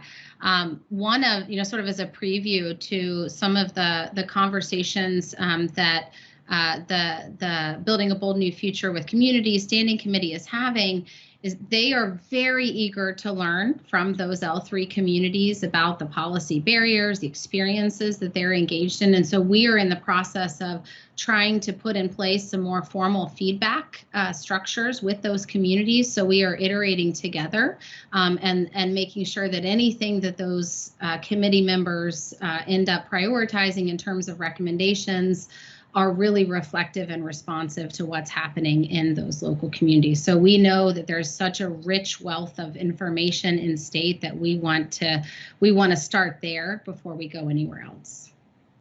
And if I can just add, I think that as the L3 work, which has already been tremendous, and we're so excited to continue learning more. I know when we were at the convening earlier in December, that it was wonderful to hear the spotlights from communities working, that as this work evolves, we'll have even more examples in Kentucky specifically about similar to those in Marysville or Lindsay Unified. So really looking forward to seeing that work blossom and grow and being able to highlight it and spotlight it. Excellent. Thank you both. Board members, if you haven't had a chance to really dig into that memo that KnowledgeWorks provided in that portal item, there are lots of clicks in there that take you to some really good examples. I always appreciate Dr.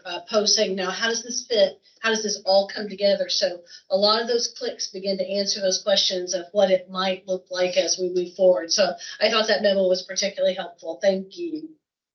The next review item for us is from another partner with the CSGA grant from Lyons Assessment Consulting. This is Principal Consultant Dr. Susan Lyons. She presented for us at the Cool Council convening December 1st and 2nd, I think, or November 30th, 1st, something like that. And Dr. Lyons, you've probably heard, I've been singing your praises. I've been in this work for a while, but when you presented that morning, it was like so many clouds lifted for me, and I got some real ideas. And so Donnie Tran and our friends from CIE call these provocations. It certainly provoked me to new understandings. And so thank you for agreeing to come back to share your thinking and your presentation with our board this afternoon. Well, Chair Young, thank you. It is my pleasure. The pleasure is all mine to be here. Good afternoon to the board. Thank you for the time this afternoon. And as Chair Young said, I am one of the partners supporting the competitive grant for state assessment here in Kentucky. And so following the wonderful presentation you just had from KnowledgeWorks, my job is to sort of provide a little bit more detail on how we might reimagine the future of assessment accountability in Kentucky through the work of the United We Learn Council. So just sort of an overview, you all know this, but just to share, so we're doing a little level setting about the policy context. The model for school accountability in the United States has remained largely the same for the past 20 years. The state administers the annual testing of student learning relative to the statewide content standards. The test scores and then other indicators are used to rank order schools according to the state established formula, which varies by state. And all of this is just sort of for the purpose of identifying those lowest performing schools for the purpose of providing support and resources for school improvement. And while Kentucky has developed a nationally regarded school support and improvement model, it's clear that our federally funded or federally mandated systems of accountability and assessment have not delivered on the transformative and equity-driven outcomes that were once hoped for when No Child Left Behind and its successor, the Every Student Succeeds Act, were passed. This is true nationwide, and it's also true as evidenced by the Kentuckians' frustrations that were voiced in the United We Learn report. Kentuckians said they're frustrated with the current approach to accountability. The report cites concerns that the system sends a message of distrust. It breeds competition among schools when we should be leveraging each other and learning from each other. And it can make students and educators feel like they're reduced to numbers that don't accurately really represent their full spectrum of successes and areas of need and where they could use additional support. Within that same report, Kentuckians envisioned a new future where everyone can improve by learning from one another, where educators can have access to meaningful data that supports improvement, and where districts and communities can partner together so they can better serve all students. So how might we do things differently? We've been living under the same model for so long, it can be difficult to imagine what a different system might even look like. So what I've done is sort of pulled inspiration from different places. What can we learn from places outside the United States? What can we learn from models that live in states but exist outside the federal requirements, such as separate state accountability systems? What can we learn from literatures beyond the assessment and measurement research base, such as the robust body of knowledge related to program evaluation?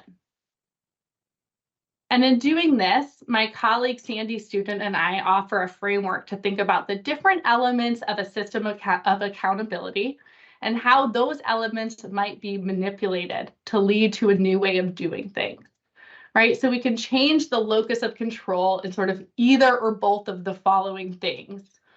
Who is responsible for setting the goals of an accountability system? Who determines what we're aiming for, those educational outcomes? And then who is responsible for making the evaluative judgment related to consequences or next steps? Have you met those goals? What happens next? In this framework, we offer 4 different examples for accountability models that fall sort of in different places within this framework. First, there are empowerment evaluation or relational approaches, which are characterized as primarily local and collaborative along both dimensions. Second, we have locally defined but state evaluated, where goal setting is primarily local, but that evaluation component is primarily centralized. And third, we have more accreditation type models, where the goal setting and the evaluation is collaborative. It's a combination of both local and centralized. And then fourth, we have what we might think about as our current model for accountability under ESEA, where we have centralized goal setting. The state determines the goals for each school, and then the state evaluates whether or not the schools and districts have met those goals. So I'll spend a little time this afternoon just looking briefly at 3 different possible ways of doing things that are surfaced by this framework. So before we go into that, I want to be clear that I'm not highlighting these models because I think these are sort of options that the Cool Council might choose from. But instead, I'm trying to inspire us all, and the Cool Council in particular, to think differently about how we might conceptualize accountability systems and how they might function more effectively to bring about meaningful improvements in student learning to better serve our communities across the state. Our work over the next 4 years with the Kentucky United We Learn Council will be to chart our own path forward. And it's my hope that these models, as Chair Young said, could be a provocation or an invitation to think differently and think outside the box. So first is the empowerment evaluation type models. Empowerment evaluation is a well-established model that comes from the program evaluation literature, and it hinges on stakeholder involvement, providing those closest to the work with the tools and knowledge that they need in order to set their own goals and monitor and evaluate their own performance towards accomplishing those goals. Empowerment evaluation is focused on fostering self-determination for sustainable community-driven success with the 10 guiding principles shown on the screen. This area of program evaluation has had wide success across the globe in local efforts and national efforts, particularly in the public health space. But if we think about reimagining school accountability as an effort in empowerment evaluation, this would involve engaging with communities in defining their goals, defining their priorities and their values for schooling. We would need to then partner to provide those resources, investing in the tools that will help communities formatively evaluate their own progress towards those goals, and then ultimately benefit all students through these more locally driven and ideally sustainable school program improvements. In this model, the state would be tasked with providing schools and districts with those tools and supports required for ongoing self-evaluation and improvement. This is not, to be clear, the state washing its hands of their responsibility, but instead leaning into the task of understanding the contextual needs and goals of each community and ensuring that each has what it needs to thrive and meet their own local goals. In this way, the state then becomes an active partner with the community to provide the supports and resources that are needed. Whoops. To provide those supports and resources that are needed for that lasting improvement at the local level. Secondly, we have those accreditation type models. Here, assessment and accountability are built on a high degree of trust in students, teachers, and school leaders, and the improvement function is largely emphasized. Here in these models, assessment of student learning could be a mix of both school-based and centrally or state-developed measures. In New Zealand, where the accountability system can be categorized in this type of model, state assessments are similar in the design and footprint of NAEP. So it's sort of like a high level estimate of how things are going rather than the large individual, larger footprint that state assessments take here in the United States. And then those NAEP-like assessments are supplemented with school-based assessment scores. And to get at Dr. Robertson's comment earlier about how can we support the consistency of local scoring, New Zealand is a really excellent model to look to here. They have a social moderation process and procedures in place to ensure that the local educator scores are comparable and could be meaningfully compared across locations. Also there, the high school students have the option to take certification exams in their major. And these are sort of widely used within New Zealand for employment decisions and admissions decisions to higher education institutions. Under accreditation type models, the state evaluations approach can be tailored based on the needs of individual schools, right? You can imagine panels of outside reviewers working with schools to co-construct criteria and evaluate progress against those criteria. Maybe some are centralized and some are local. Additionally, there's no need to produce in an accreditation type model where you're emphasizing improvement. There's no need to produce sort of like a single summative score that summarizes how a school is doing. Rather, you can produce sort of more of a profile approach of where schools have their area of strengths and area of need. The image to the right here is an example of an accreditation type model drawn from the Massachusetts Consortium for Innovation and Education Assessment. I know this is something Lillian mentioned in her presentation.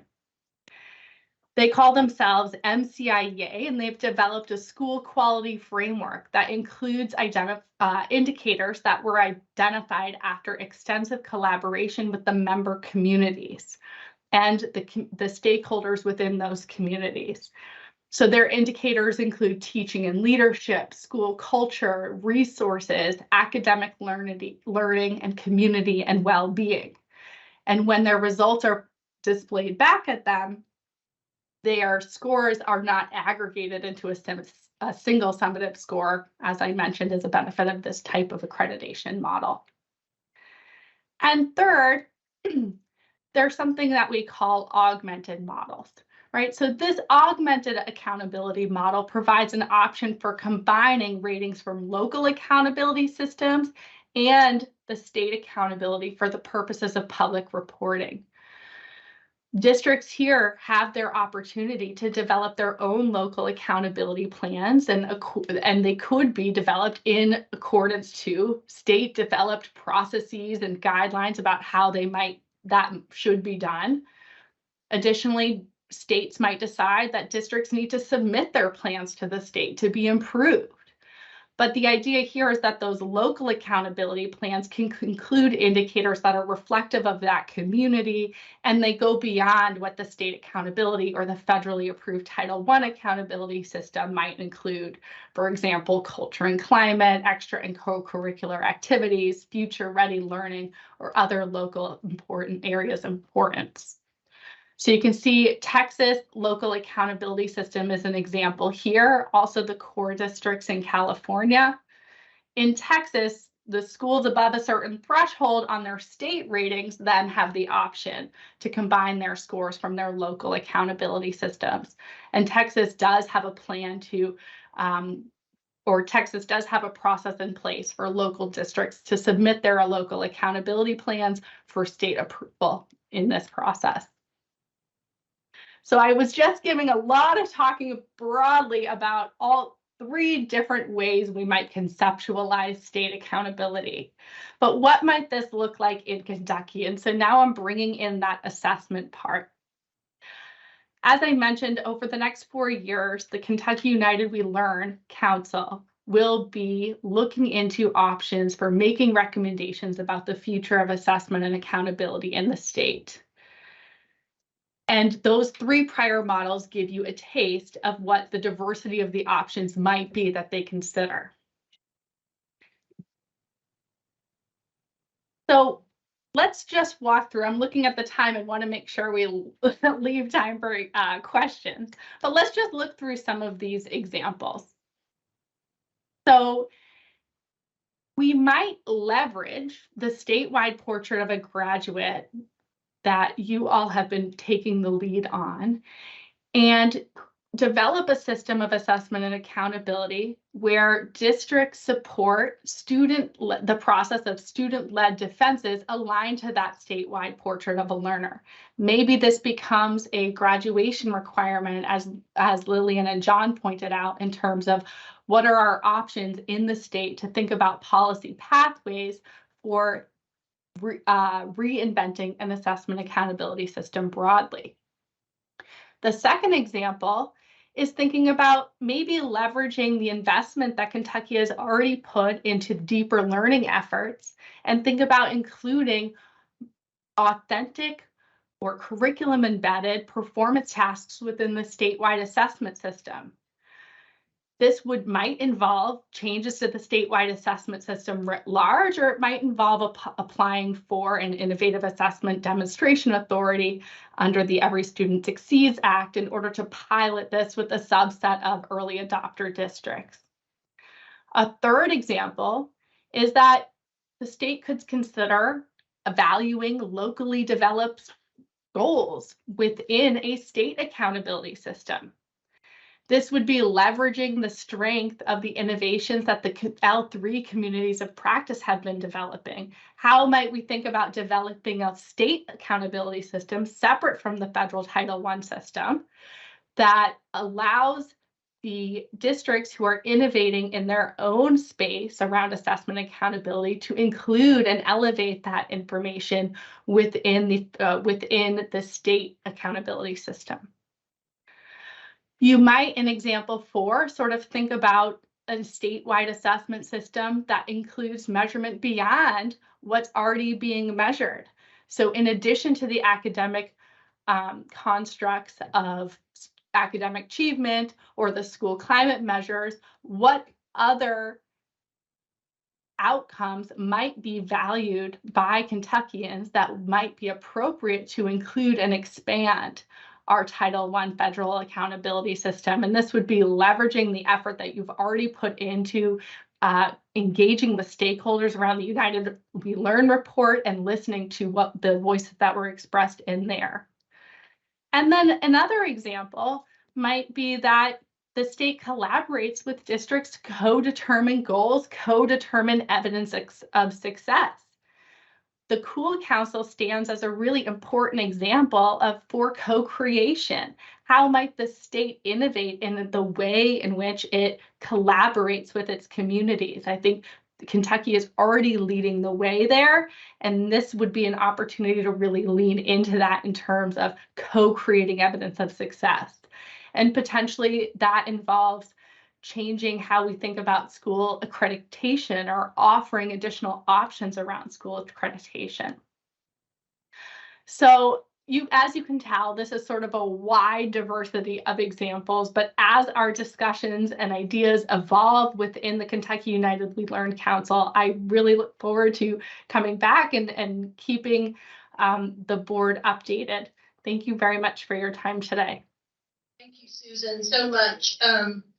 I, again, am imagining lots of possibilities thanks to your presentation. And I'm reminded that this is in many ways taking back the narrative about what success looks like in our schools and districts. And that's the most important conversation to have. We have given up success to a very, very small, limited set of data that the federal government requires. But instead, we know that the experience of learners in today's P-12 schools is much, much richer than what can be boiled down to some fairly simple metrics, frankly. And so I'm inspired by the conversation to engage with local communities about what we consider to be the most important aspects of successful school experiences for every learner in Kentucky. And our detractors would say that that is our attempt to dilute accountability. And I would say it's absolutely just the opposite, but instead to return accountability to the folks to whom we should be most accountable, the learners and their families in our local communities. Those are the primary clients of our work. And one of these new models, any amalgamation of the model ideas that you have shared, in my opinion, return those local decisions to the local community where they matter the most. And again, to whom our responsibility is most owed.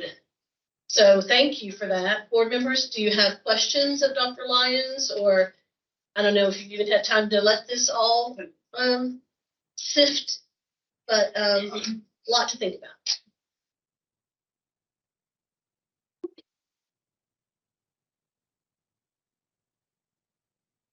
These two, well, this afternoon, it's just put, I think that vision and the ambitions of United We Learn, it gives us some concrete edges and a sense of reality. I mean, this is not just some wild pipe dream, but this is technically possible in a way that does what, in my mind, assessment and accountability are supposed to do, which is inform learning. And I mean, if it doesn't do that, we're wasting our time and money. So I really appreciate kind of the encouragement and the provocation. And the encouragement is, yeah, this is not wild, dopey stuff. This is like, this connects. And it connects where it really, really matters. But it connects in a way that can inform instruction and policy, and I'm going to say culture, so that we can actually nurture even more ambitious outcome goals for our students. So let's just keep thinking. I really appreciate that. Good, good. Thank you. Dr. Thompson. Just a quick statement, not endorsing anything, because you like to see this in working order, but I will tell you, think about assessment as continuous improvement. You think about assessment as a way of doing what we need to do to look at learning, then you would almost want to consider it a shared responsibility model. Sure. And that's the local district with the state as an example. So I'll just throw that in as someone who knows that that's my background heavily, is that when you look at this in a manner that makes the most holistic sense, I would argue that this has to be a shared responsibility model, and it allows us then as a board to make a collective statement on what learning is, and it allows the district, where the rubber meets the road, to be able to then take that continuous improvement and interact, if you will, with cultural competency, hopefully with every student coming to you with different abilities and strengths, to actually make those very micro items very much as macro output. So just not an endorsement of anything, but you said that one of your models concentrates on that. I think there are elements of shared responsibility across the models. So that tenet, I think, is something that will likely stand the test of the process as we move forward.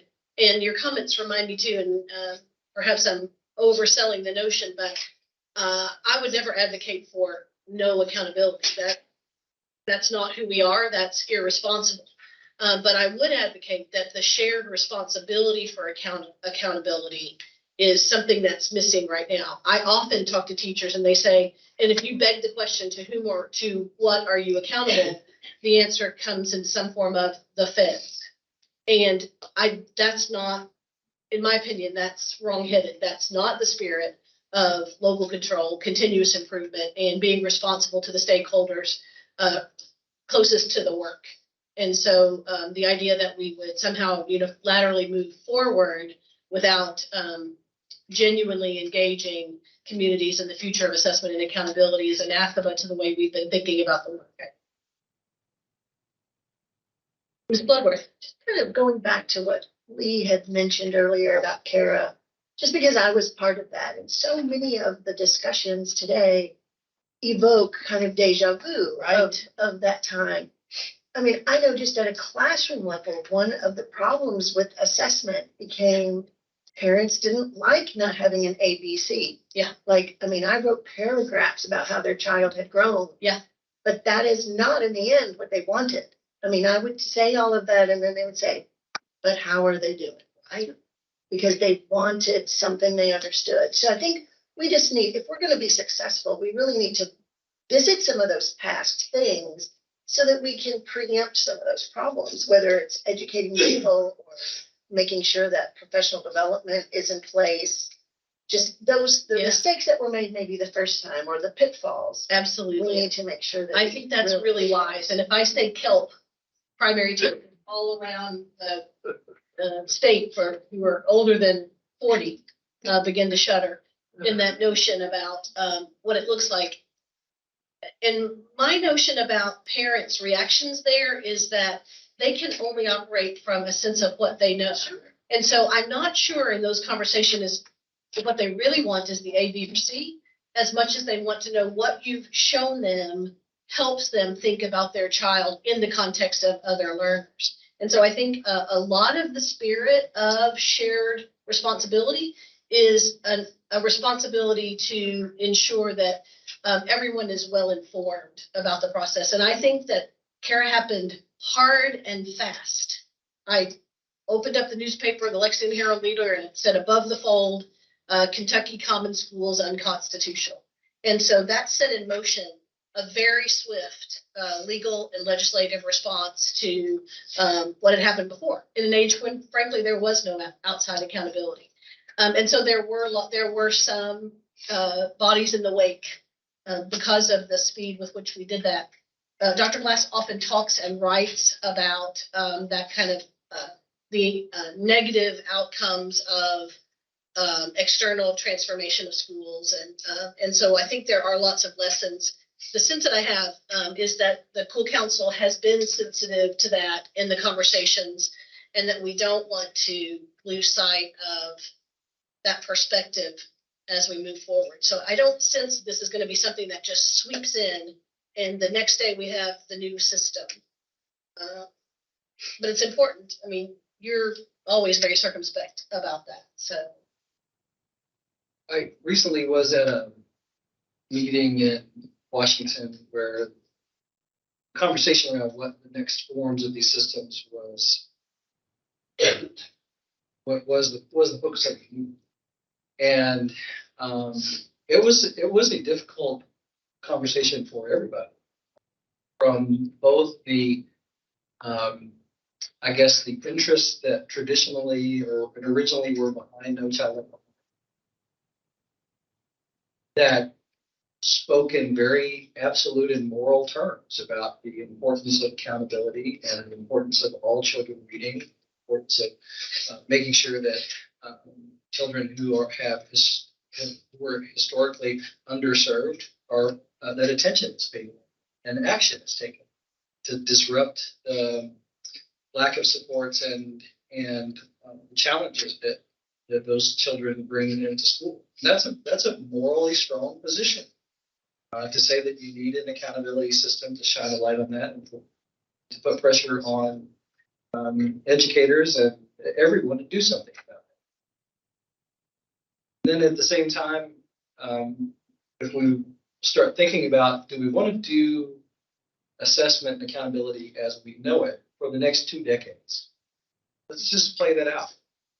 Will we be any better than where we are now? Do we think that the kinds of shifts in learning that we know our students will need to be successful, do we think that our system of assessment accountability assessment is going to support that? That's uncomfortable too. So I think that we are in a real place as not just as a state, but as a country around figuring out what is the right thing to do.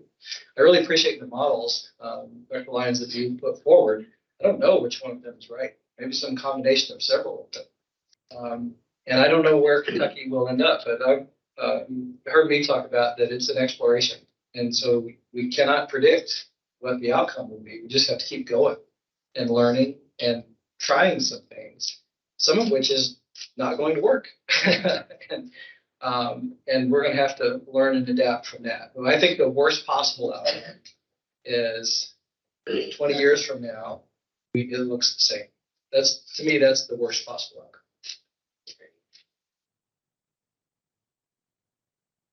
All right.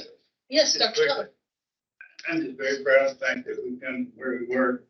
I don't have any meetings to go, but this is kind of a Lofty. Yeah, lofty to get things on the table, thinking about it. But I don't think you can underestimate our communications to the general public about how this is needed.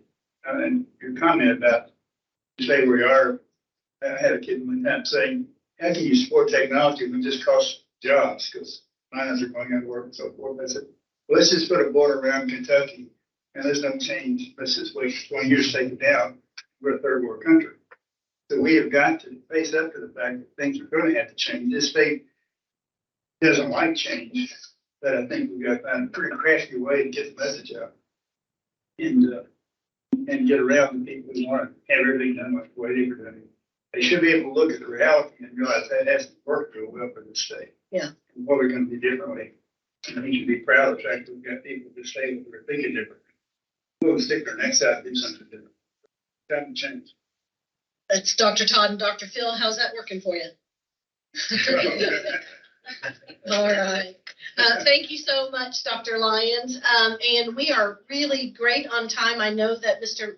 Myers is here, but let's take a 5-minute bio break for the sake of the board members, and then we will get started promptly again at about 3:05. All right, welcome back, everyone. And this time I'd like to invite Director Anthony Myers from Advanced Kentucky. And we get to hear from Dr. Myers and his team every year or two, and they're going to provide us with an updated report on Advanced Kentucky. And I believe Mickey Ray, Chief Academic Officer, is virtually. Yep, Yes. Sarah. Hi, Mickey. Good afternoon, Chair Young, members of the board. Thank you so much for your accommodation for my virtual attendance today. I'm happy to introduce Executive Director Anthony Myers. Advanced Kentucky is an initiative of the Kentucky Science and Technology Corporation, which began in 2008 with the National Math and Science Initiative. Advanced Kentucky's initial focus was to expand access to and success in advanced placement courses in mathematics, science, and English in Kentucky's public high schools, and they do have a particular focus on underrepresented student groups. Advanced Kentucky now has expanded services to include middle school mathematics and computer science initiatives. So I am very happy to turn it over to Executive Director Anthony Myers. As you noted, Chair Young, this is a review item that we revisit each year, and I will ask that Director Myers please introduce the members of his team. First, thank you, Commissioner Glass, Chair Young, and members of the board for having us here. We always enjoy coming and having this discussion with you each year. With me today, I've got Nick Rice, who heads our computer science work that we do. We do computer science initiatives. We hear her in a moment. And Annette Williams, who runs our Access to Algebra program, which is a program that we created inspired by the success that we had in the AB program, which I'll be presenting today. Before I get started, I have to introduce, we don't often have new employees at Advanced Kentucky. We still have a lot of our original staff from that 2008 that Nikki mentioned. But we do have Stephanie Carter, and she is on the slide that you're looking at there. That's to help me remember to introduce her. Stephanie Carter is joining us. She's joining us as English director. And she forced me to change her title. It's English and Capstone Director. Capstone is a program out of a new AP course that really, I think, dovetails into the conversations that you've been having today. And really, we're all back there on the back row excited to hear all these conversations, because a lot of these themes and ideas that you're talking about are really what brought us into teaching advanced placement to begin with. So it resonates with us quite well. I'd also like to mention that we have a new intern at Advanced Kentucky. I want to mention a shout out to Carly O'Neill, who is a student at the University of Kentucky. She is a chemistry and community engagement double major. And hopefully she's preparing to solve whatever problems we can't solve. So As long as she gets teacher certification along the way. best I can. Next slide, please. So just a bit of background about us. As I mentioned, our staff is pretty much the same as it's been the last couple of years that we've been here. We always do want to recognize, though, the work that we do. It could not have been accomplished without the network of teachers that we contract with annually. It's usually around 100 teachers that do the mentoring, the consulting, the training for all of the teachers new to our program. So we kind of keep that churn going. And if you see that map, the gray counties on that map are where our star teachers are, our consultants, our mentors, the ones that do the bulk of the heavy lifting for us. These guys don't, but they do we do appreciate work that they do. And that's a training that we've done in Hopkins County, two of our teachers there conducting that training at the Foundation. Next slide, please. Mickey really covered our mission, and we'll go into it, but just to give you a snapshot of what this year looks like across our three programs. You see the number of teachers, number of students supported for access to algebra, college readiness program, computer science initiatives. If you've seen this presentation in the past, those numbers are a little lower. Just want to explain that. The numbers for access to algebra, we graduated 10 schools, basically, in Pike County, that represented a large portion of that were funded by Europe out of Florida. So they have since moved on. And the college readiness program, we have a large cohort of new AP teachers this year, right at 60. And they are just starting their journey on teaching AP. So we're still in growth phase with them. So we hope that their classes continue to grow. Computer science is about what it is. Next slide. Okay, so presentations in the past, we've been pretty data heavy. We, at the request, we have added a bit of, we still have our data that we've had in the past, but we'll also have some qualitative data that we'll go through. So what we're going to do now is I'm going to turn it over to Annette Williams. She's going to take you to the slide of program data. And then we'll give you a little glimpse of our program and what it looks like and all the data we see from the actual trainings that we do, just to give you a different picture. Then we'll go to college readiness program, and then we'll finish with Mimics computer science programs. In access to algebra, we service all students grades 6 through 8 in a school, and we use the PSAT 8-9 to assess college readiness. In addition to tracking the success of the 8th graders, as determined by their performance on reaching benchmark on the PSAT 8-9, we also track growth. We feel that's a very important part of the program. We measure growth from 7th grade to 8th grade for those students. Last year's growth data was something to celebrate. We were very happy with the recovery that students in our program had made from the pre-pandemic time. They recovered very well from COVID. And this graph, if you look at the 3 bars on there, show that they recovered very well. Each of those 3 bars represent the average point increase from 7th to 8th grade over the course of 3 years. That 3rd bar shows that last year our students showed a 35-point increase from 7th to 8th grade, which was only 3 points behind the pre-pandemic average. In addition, the underrepresented minority and free reduced lunch students showed similar trends with average increases of 28 and 32 points respectively, each of those only 1 point behind the pre-pandemic average. Students this is above average growth on this exam, and students staying on this track, showing this kind of growth per year, should be college ready by the time they graduate. Also, each year we set goals each year for our schools. And last year we had 59% of our schools reach their goal, which is the most that we've had in any year since the program began. And Anthony's going to tell you a little bit more. This one, I'm going to work really hard to stay on track about this particular one. But if you notice, there's a second data point. It says 72% of students show significant gains on the PSAT 8-9 when people roll down to one. This is a new data point for us that we've just learned this year, and I get pretty excited about it, so I'm happy to tone it down a little bit. But long story short, we took all of the students that we had that were with us in 7th to 8th grade. We looked at their baseline score in 7th grade and just asked a simple question: what kind of growth did they show in 8th grade? So basic analysis that we do every year. Little different twist to this data that we had this year was we had course taking patterns correlated with that growth. And when you look and compare students that go into Algebra 1 as opposed to an 8th grade math course, you see much greater growth. Now, that's not surprising.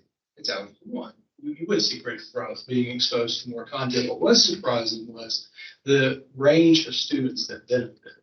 These were not students that were traditionally identified to go into these types of coursework. It's very compelling.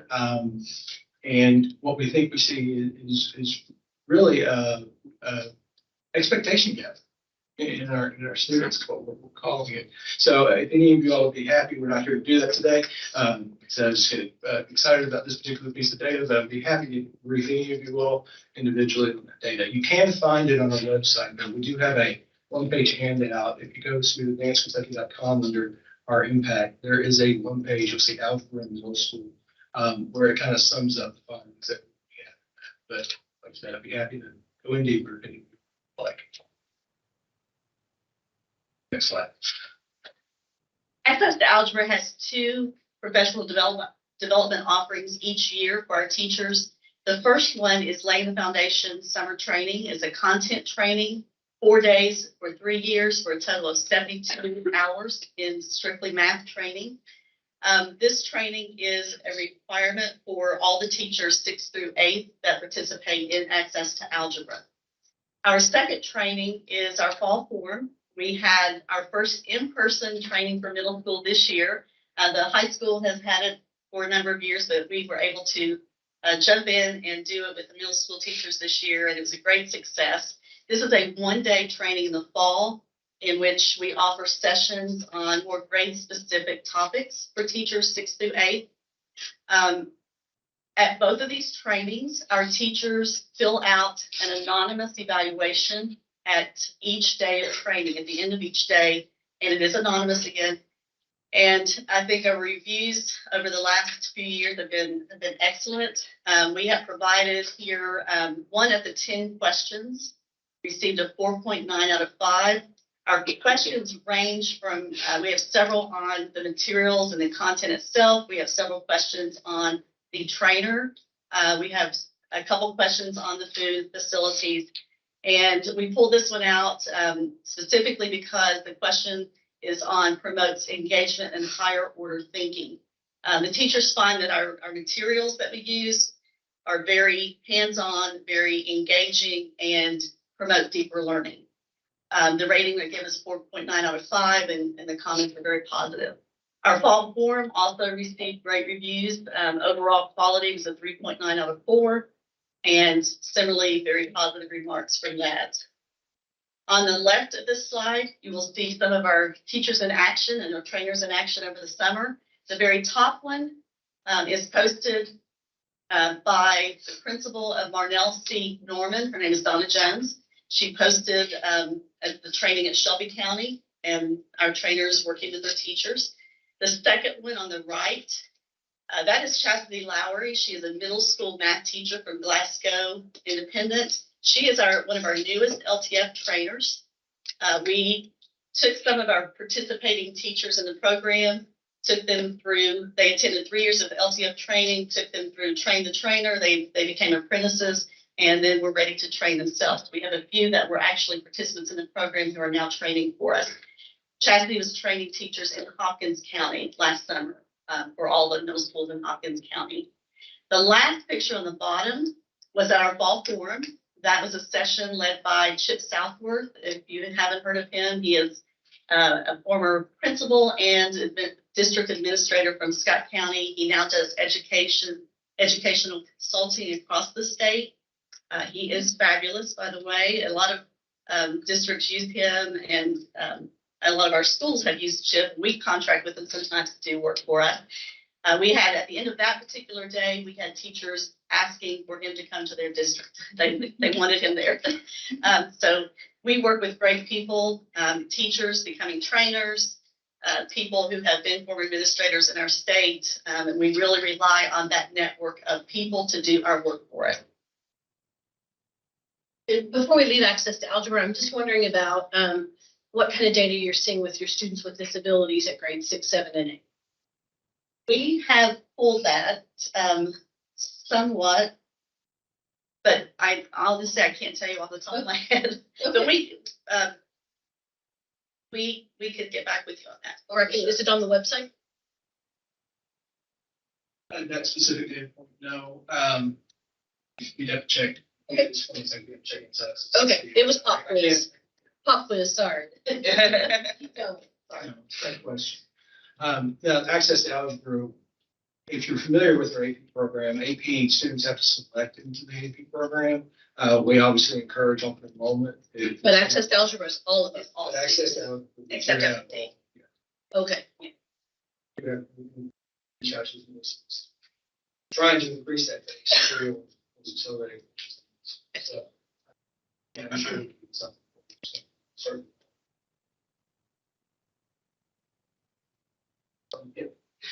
So college readiness program. Simplest way to read this slide is to start, look at the graph. We're going to go right to left because it makes more sense that way. But it'll be obvious when I get into it. So starting in the 2022 column, that is, we're looking at our most recent cohort of AP teachers and their performance, the number of qualifying scores that they earned in 2022. If you look the year prior, this is their baseline set of qualifying scores. Normally, we measure our teachers against baseline growth, right? And when you see this, there is over 300% growth from one year to the next in the number of qualifying scores in these courses. It's a little unfair, though, in the sense that that was a virtual year, and that was a tough year for teachers. So I've added an extra year going back even before baseline, just to show you where these classes were prior to COVID. Even though they were impacted in that year, they weren't nearly as impacted as the classes that followed instruction. But even when you look at that, so they're 300% of what we would normally tag as their baseline performance. They're 56% above pre-COVID levels. So not only did they show recovery, they show growth beyond in those pre-COVID years. Two pieces of data here. 82% of those students in 2022 sat for the exam. We're happy with that number. We think that was helped greatly by helping pay for exam fees. We thank you all for doing that. That was a big deal for us. I think it opened doors for a lot of kids and encouraged a lot of kids to take exam with it. So I think it was very important. Thank you. Exam intentions for 2023 look even better. We're looking ahead, and this spring we're looking at 92% having exam intentions. So we're excited about those numbers and excited to see how they impact performance. Another number of note is that 52% of these students are female in biology, chemistry, stats, and computer science. We're seeing more females enrolling in these advanced courses, which is much needed. And a lot of that credit goes to computer science, which is double. Down at the bottom, you'll see the current percentages of FRL and underrepresented minority students. The takeaway there from this is the two numbers in the small text. Teachers that stick with us and schools that stick with us see on average about 231% increase in the number of FRL qualifying scores while they're with us. And then the URM numbers are 248% growth over those 3 years. So same message as access to algebra as the CRP. Kids can do it. They just need to be given access to do it, given the opportunity to do it. Next slide.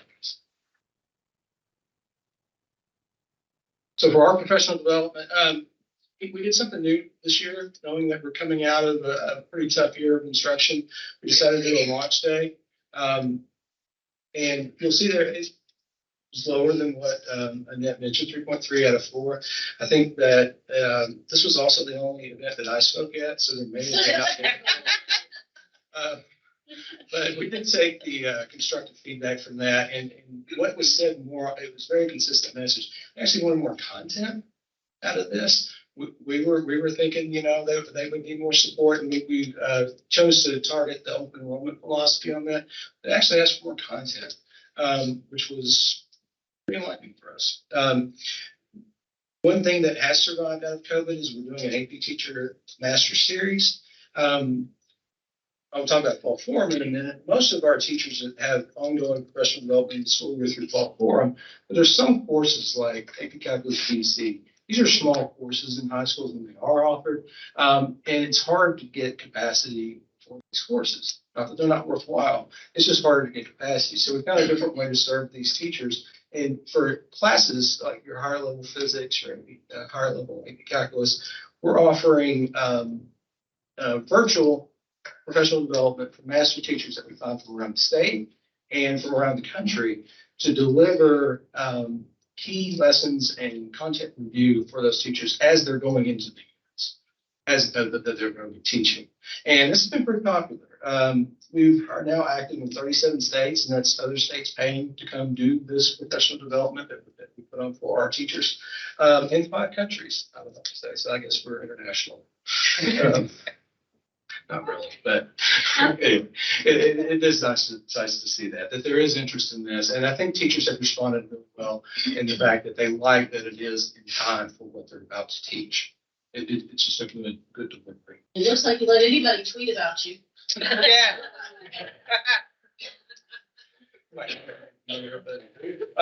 And then Fall Forum is our traditional, as Annette mentioned, that's our traditional professional development that we do through the school year. It's a pretty intensive day and a half of content training. These are for the bulk of our AP courses. And since I didn't speak at that one, I got significantly higher. So, next slide. Hi. Trying to get my notes up because I don't have. So, Advanced Kentucky's computer science initiatives, we continue to work with partners to, I did say spread PS like a virus, trying to be funny, but it's not, is it still funny after a pandemic? I don't know. I mean, it played better in 2019, right, exactly. So as you can see, we had some growth, clear growth pattern from 2016 to 2020 in the number of AP Computer Science exams. That includes both AP Computer Science Principles and AP CSA. So the reason there's no green in 2016 was because there was no CS Principles in 2016. The first AP CS Principles exam ever were in 2017. We had a dip in 2021. We saw that in the data for the college readiness program and in the data for, well, we didn't see it in yours, but I'm imagining it's there. But as you can see, we're on the rebound, and we really want to, as an advocacy group as well as a professional development group, really want to put computer science back on the radar. It's kind of slipped. Apparently there was something more important going on. But now we want to re-emphasize the importance of computer science, not just for some, but for all. So while the state number of exams increased in 2022, female and underrepresented minorities, those percentages have been holding steady. So the overall number has gone up, but we're still not at 50% female, for example, because that's pretty much what it is in schools I've checked. It's more like 30%. And in underrepresented minorities, while the overall number is going up, the percentage of underrepresented minorities is holding steady. I mean, I'm happy they're not getting worse, but we really need to do more to make sure that they get better. We work directly with teachers in providing professional development for teachers of Advanced Placement Computer Science A, which is programming in Java, and Advanced Placement Computer Science principles. Those courses, professional learning, come through code.org. And those teachers also have an opportunity to earn the approval for computer science, APCS, which gives any teacher with any official certification permission to teach any computer science /IT course. So it's not an endorsement, technically not an endorsement or a certification, although I see why people want to use those words, but it's permission. Right? One of the things we have to ramp up in terms of ramping up the number of students taking computer science is the number of teachers who can teach them. We don't have the teachers in the pipeline now who are certified in computer science. So completing our training and teaching APCSA and APCS principles has been one way to get teachers approval to teach these courses. And we are working with KBE and EPSB, always get the letters in the wrong order, I got it right this time, to work on other ways that we can help with teachers being able to teach computer science, full stop. We also, in our advocacy arm, have worked to reinvigorate the CSTA chapter in the state of Kentucky. There were several chapters, and right now there's basically two. One in Northern Kentucky and CSTA Kentucky, the one that Advanced Kentucky has worked to build as the statewide CSTA chapter. The chapter used to exist in Louisville. We basically have subsumed that chapter into CSTA Kentucky and currently have 67 teachers as of the time I gave that data. That number has gone up to join our CSTA chapter. We think it's important for CS teachers who tend to be Lone Rangers, I call them, in their school, because if even in the CTE, there's usually only one of them who's teaching computer science, and creating that network of teachers, just like support of other teachers who teach math, English, etc., is important. So we're looking to build that program as well. Next slide, please. So our code.org training, we're a code.org regional partner, and we do more than CSA and CS principles. We also do CS discoveries for teachers who teach middle school, and some people teach it as an introduction to computer science at the high school level. It's aimed at grades 6 to 10, and it's really highly rated professional development for CSA, CS principles, and CS discoveries. You can see of those the bars up there at the upper left.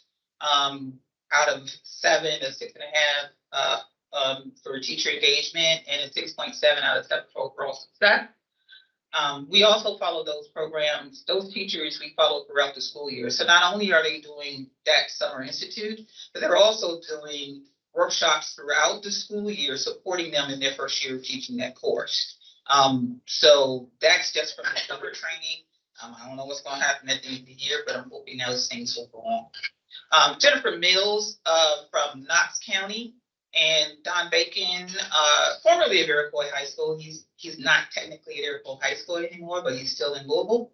Are two teachers who have, I asked for a bunch of teachers to just write stuff for us for marketing purposes, and they were happy to do it. You'll see that Jennifer mentions the script workshop, which is a CS for all workshop that works with the school district to develop their AP not just AP, the computer science program K-12. We also offer training for elementary school teachers, people.org, and we offer training with Apple curriculum using iCode KY or Apple Barn. And you'll see that she mentions that they're doing CS fundamentals and CS discoveries. And Knox County actually won an award from co.org for it's a $10,000 grant for technology, computer science, and it was two Kentucky counties. One was Knox County, and the other one was Eminent. And so those two schools won those awards. You'll see that Don also mentions the 3D printing program. We work with Somerset Community College to provide professional learning for teachers in additive manufacturing. And additive manufacturing has just been added on as a new CTE pathway. And we've worked with KBE and helping to make that pathway a thing and putting together the elements of the program with Somerset with the CTE pathway for computer science. What nobody mentions yet, but we're still on the horizon, is our partnership with the Engineering by Design, which is working with the engineering course that currently exists. It's being redesigned using Engineering by Design curriculum, and there is a very strong computer science component to the new Engineering 1 and the upcoming new Engineering 2 courses. And we are going to be the organization that provides professional development for teachers. So, plugging for teachers, our applications for our co.org program are open now. You just go to co.org/apply to apply. We have applications open for the Engineering by Design courses. Those things are being sent out to teachers statewide by email. And we have a lot of other things that are in the pipeline. That's why it's initiatives with the F's. We have several things going on. And I just want to shout out a couple of students that have taken virtual CSA through us. We offer several courses, AP courses virtually, and one of them is AP CSA. And one student who was in the class last year and another student who was in the class this year are two of three Kentucky students who received the NCWIT, National Council of Women in Technology, Aspirations in Computing Award, and we're very proud of them. All right, thank you all so much. Really great to catch up, and I appreciate the report. I thought it was graphic and consumable, and you hit on all the high notes. Thank you for that. I'm psychic and guessing that Dr. Todd might have a question or comment. Yeah, I talked to some of the teachers, and I thought that when you lowered the requirements for students, they could take AP classes if they weren't. The teacher said they still have to go out and recruit those students. How's that going? What are you seeing the appetite for the students, or how are you the teachers recruiting students who have that ability but don't really believe they do have that ability? Yeah, so fortunately, you're looking at two former teachers, HN, that were in the college readiness program as teachers. And it's the same challenges that we always face, and probably continue to face, but it's having expectations, instilling those expectations, having students set expectations of themselves is a challenging concept for education. And especially when you're talking about AP courses, but it's that work that's probably the most important.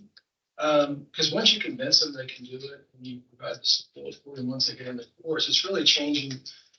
To really go back to the earlier conversations, it's changing the conversation you have with them once they get in the course. That it's not all about a number. I mean, we're well aware that AP has an example that we use as a metric. But it's really more than that. It's really the journey that the child goes through in the course. And once they understand that, teachers understand that, then they come. That's when they come. And they think that you're being evaluated, that they're exposing themselves. That's the challenge of realizing that it doesn't have to be that way. Thank you. Dr. Thompson. Well, as you all know, I've been in support of Advanced Kentucky ever since your existence. for a lot of reasons, but I'll just make it simple and then I'll build on what Dr. Todd was saying. First of all, high rigor, high expectations, and high input closes gaps. And you all are a great example of that. The issues still we have in dual credit and AP courses, we're not getting a pipeline with our underrepresented or low income. So I'd be very anxious for if you've got recipes that all of our schools can use to build that, because you all have been able to show that once you get them in, it's a great statement that there's not a deficit based on color or based on money, especially if you have high expectations, high rigor, but the high input. So I'd be anxious if you got any wisdom on how we need to build that pipeline. So we're looking at a few things currently that I think might address that, but I can't answer them at this moment. I'm not your question, but I would love to follow up with you and once we can talk in more detail. We already use the Langley Foundation training that Annette mentioned. It is not just developing pipelines for students to go in those courses, but also one of the things that we've seen in this program long enough is pipelines for teachers, because AP teachers don't always stay there. They either go up to different positions. We see a lot of movement of the teachers, and we need to develop resiliency in those teachers. And that's one of the things we're looking at this summer is how can we use our summer professional development to not just address the student pipeline, but also address the teacher pipeline. Excellent. Dr. Poe. Yeah, my question's always been is there, I think advanced ed's always been great, but it's been the access for some teachers to be able to get into the program because of limited funding. But I guess my question is the same as the letters training that I had, the other month when we met, is if we're finding this excellent training and we know that it's good and it's showing and producing results. And my question goes back to you, Dr. Thompson. Why isn't our colleges of ed utilizing these different new approaches within the training? Why do we then retrain teachers after they come out with these methods? So that's my big question is letters training for literacy and the things that we've learned from here. Why aren't we instilling these in our college of ed programs at the university levels? Why are we retraining after they get their degree? Well, once again, I think it's more of a shared responsibility. So I turn it back on post-secondary and K-12. One of the things, sure, we're going to have to revamp our colleges of ed to really incorporate some of these best practices. I look at the national board stuff that should be integrated into our teacher prep programs in addition, right? But it's also has to be what I consider to be the relationship that we build with our institutions and local districts to create a symbiotic way of developing and thinking about this, as we have done with AP, as we have done with dual credit. But the problem is there is probably a lack of having those integrated items that we know that are high quality. I'm not saying our teacher prep programs aren't high quality. No, I'm not saying that either. Right, but I think there's best practice and best process that needs to be there. It just seems like, from my experience, years ago, I wanted my teachers trained in this aspect, but we weren't one of the districts that could qualify.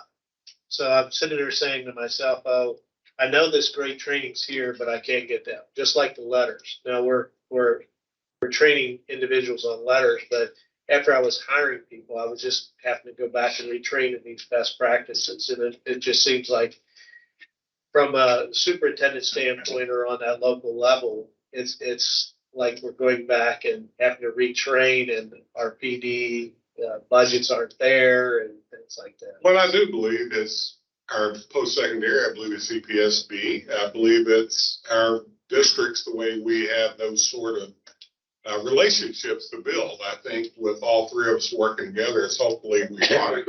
I think that's exactly the direction we need to go. We need to revamp our clinical experiences in our colleges of ed, our prep programs as an example, and how we get across to early teachers, or early possible teachers, the importance of some of these items. Fully agree. Have you been bringing on any new high schools? So we have 2 models in the CRP program. We've surpassed 160 schools that we've worked with. With speaking with KBE, we take on teachers in 2 ways. One is if they're still new, if there's still a school out there that we haven't worked with that, for lack of a better word, the KBE improves, it's largely need-based. We will take those schools on, and we are still taking applications for schools. So if any schools want to apply, we can start to entertain that. We also have an individual teacher model where one of the things I alluded to earlier was the pipeline for AP teachers, right? Well, we were doing this program, we're seeing our AP teachers leave the schools, and best case, the schools had a plan to replace that teacher before that teacher left, but they didn't always have that luxury to know when that teacher was leaving. So when you lose a teacher, like an AP teacher, they're usually the only teacher teaching that. So when you've lost that teacher, you lost that class. And so we offer the individual teachers program as new teachers who don't have support within their building, or sometimes it's a group of teachers that don't have support within their building. We connect them with mentors, we take them through the professional development that we offer, and mentor them along a 3-year line as well. Trying to build that, maintain that AP teacher community across the state. Right. We have talented teachers in the state, very talented teachers. We have some of the best teachers in the nation in the state teaching these courses. And we just have to our mission, we try to find ways to get those teachers in front of these new teachers. Just starting. Madam Chair, can I say one more quick thing just to make sure everybody understands that so much of what y'all do lies in the content areas of arts and sciences, even, and not necessarily teacher prep programs as such. So a part of this is really understanding how we cross all these boundaries. You talk about computer science, algebra, all of those are normally in our science units. And so the College of Education provides pedagogical processes and not content as much. But I do think that we're going to have to start integrating.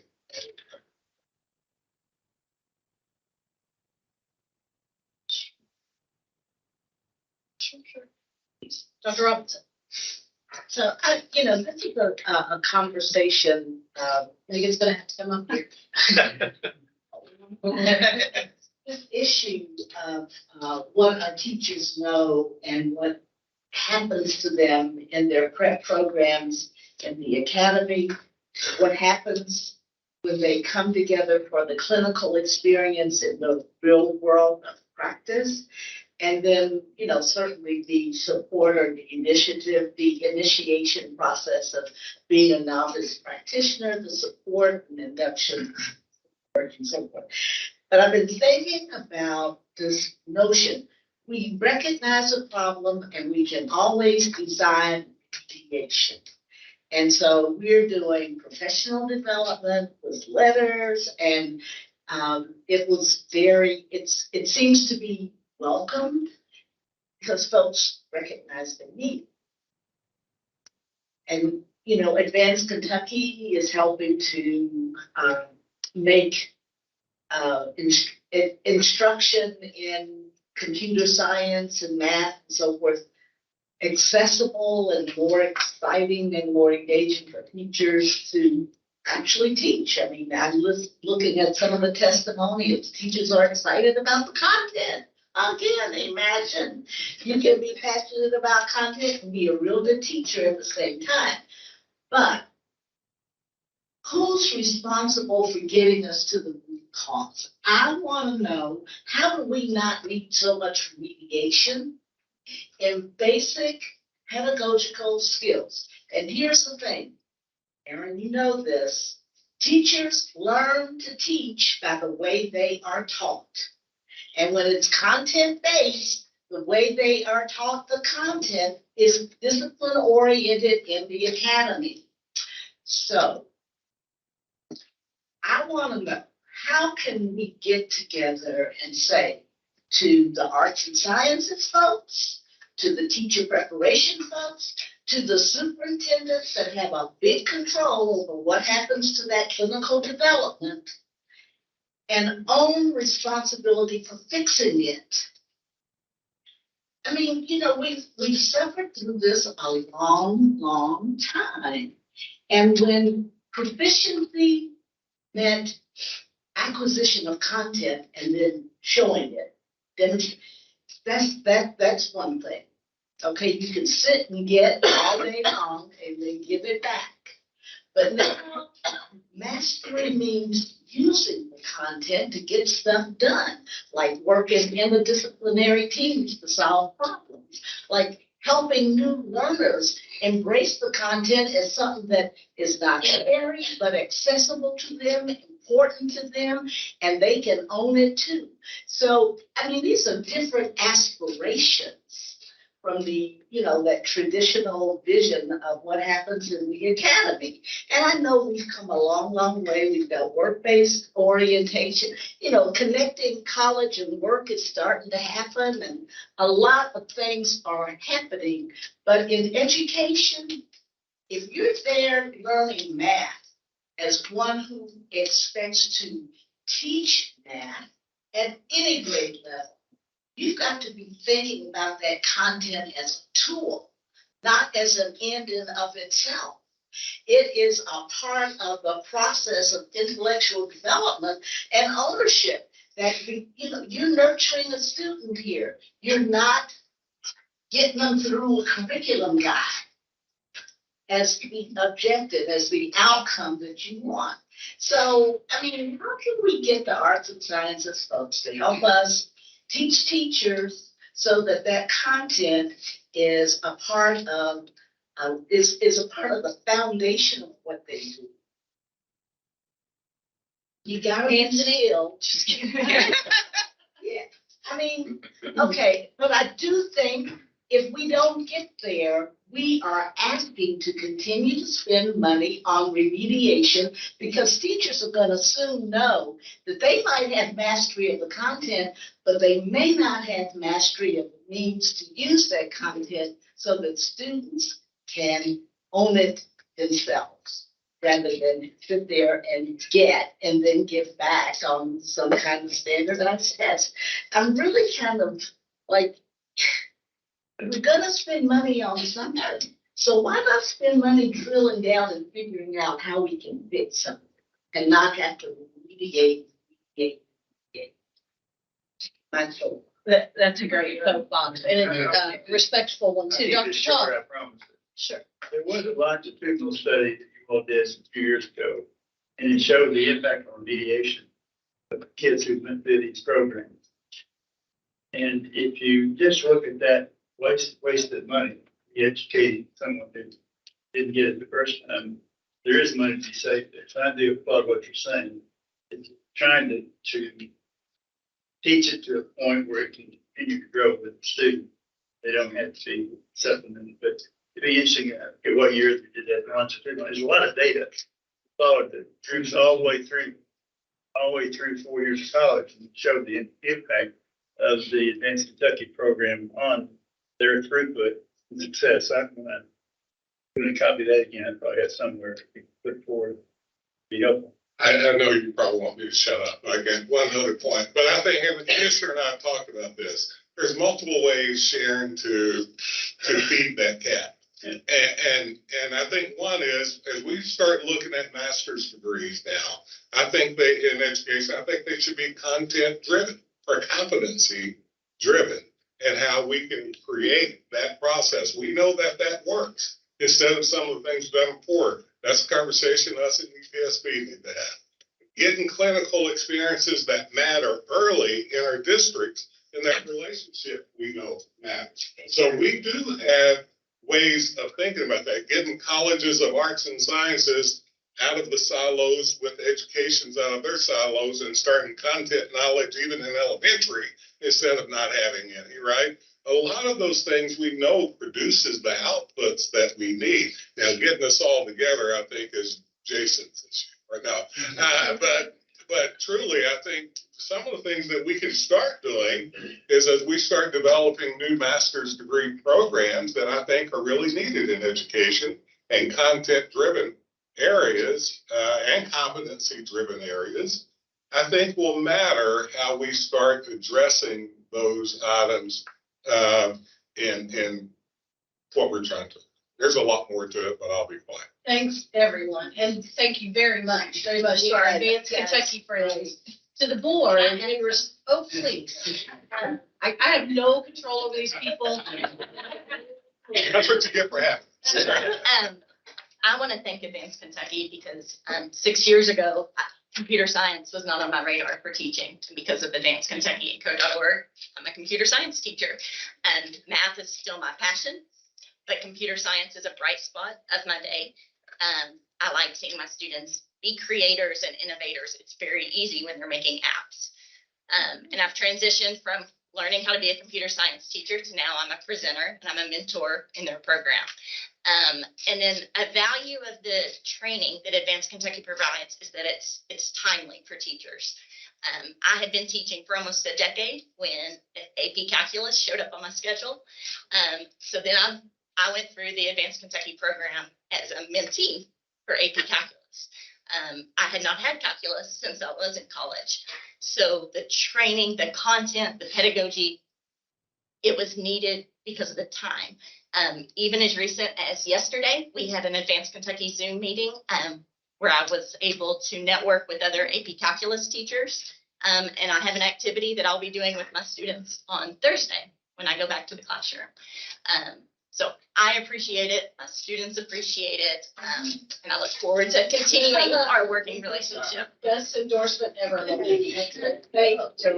Thank you guys very much. And to the board in terms of a path forward for us in this conversation, because the issues that we consider today are really important. And they speak to the partnerships that we want to cultivate as a board. So tomorrow we'll be talking about some internal board goals. And so I would ask Dr. Robinson and Meredith to help us kind of pin this conversation until tomorrow so that we can make sure that we actually take some action forward in the ideas that we've been talking about today. So thanks again to your team for catalyzing a lot of great conversation today and for all the good work that you're doing. Thank you. And the next item on our agenda, a really fun item, is in recognition of National Career and Technology Education Month. I'll ask Dr. Hargis to come back to the table. She's got a team with her today, including Reagan Satterwhite and student. So you guys had us at red and blue blazers for sure.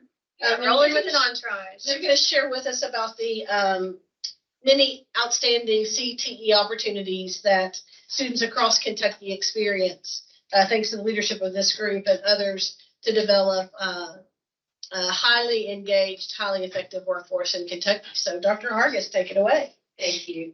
I want you to have some time with the students, so I'm gonna try to talk a little bit quickly. So February is Career and Technical Education Month, and that helps us raise the awareness of CTE and really celebrate the accomplishments of our students and all of our CTE partners.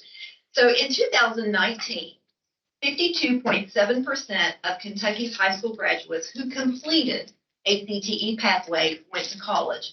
Now, I know there's a little bit of lag time there, but that's necessary due to trying to figure out the placement of the student. And KY Stats shows that on the CTE feedback report that when compared to all students, CTE students have a much higher rate of employment and median wages. From 2011 to 2017, students who completed apprenticeships had a median wage of $35,162, and that was just 3 years out of high school. Kentucky truly does set the standard for quality CTE across the country, and we're recognized for that. Whenever we go to meetings, they hear that we're from Kentucky, they know, oh, that's, you guys, you're doing it right. In the 21-22 school year, 71% of Kentucky's high school students participated in CTE, and that's nearly 140,000 of our high school students. CTE provides numerous post-secondary opportunities, as you've heard about previously, and last year, roughly 14,000 Kentucky high school graduates earned a recognized post-secondary credential. CTE students have the opportunity, as again we talked about earlier, industry certifications, dual and articulated credit at post-secondary institutions, and an opportunity to participate in work-based learning opportunities. And likewise, during the 21-22 school year, over 50,000 Kentucky students were affiliated with a career and technical student organization, or what we refer to as a CTSO. Our CTSOs are co-curricular organizations providing training in leadership, communication, employability skills, and really allow students to participate in numerous activities and events throughout the school year, including competitions. Currently, all of our CTSOs are breaking membership records this year, and we're so pleased to have representatives from some of our organizations with us. So our office will showcase on February the 21st from 1:30 to 4 p.m. at the Capitol Rotunda, a showcase highlighting 32 schools and their high-quality CTE pathways. So we invite you to attend the showcase, and we look forward to the Commonwealth students demonstrating their technological skills. So we greatly appreciate the board and your support of CTE, and we thank you on behalf of those 140,000 CTE students. And so now, this is the second time that this will be seen. We'd like to show you a video that we've had made showcasing our students actually in the classroom doing their work, and we'd like to send out a special thank you to the communications department at KBE for helping us with this. So, Meredith?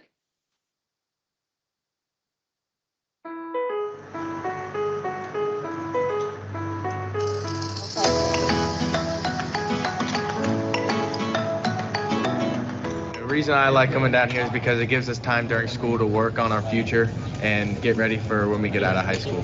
I like electric because I think I don't know, it's just a good all-around opportunity to make a good amount of money, and it just seemed really interesting to me.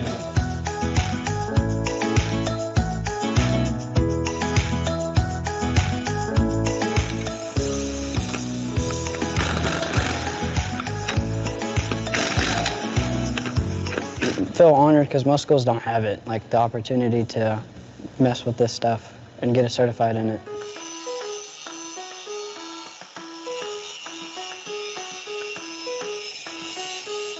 It's needed everywhere, so it's really just like a good job to have, like money-wise, and if you really like doing it, it's fun.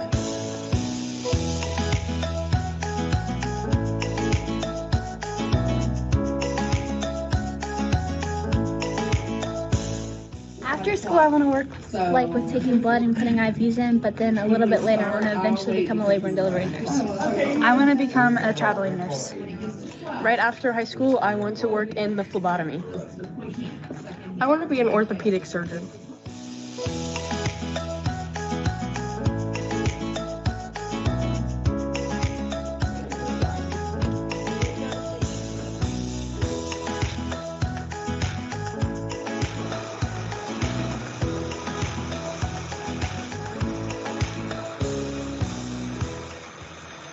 My hope is that as they progress in their careers, that they would also consider coming back to a classroom to prepare future CTE students and to strengthen our programs.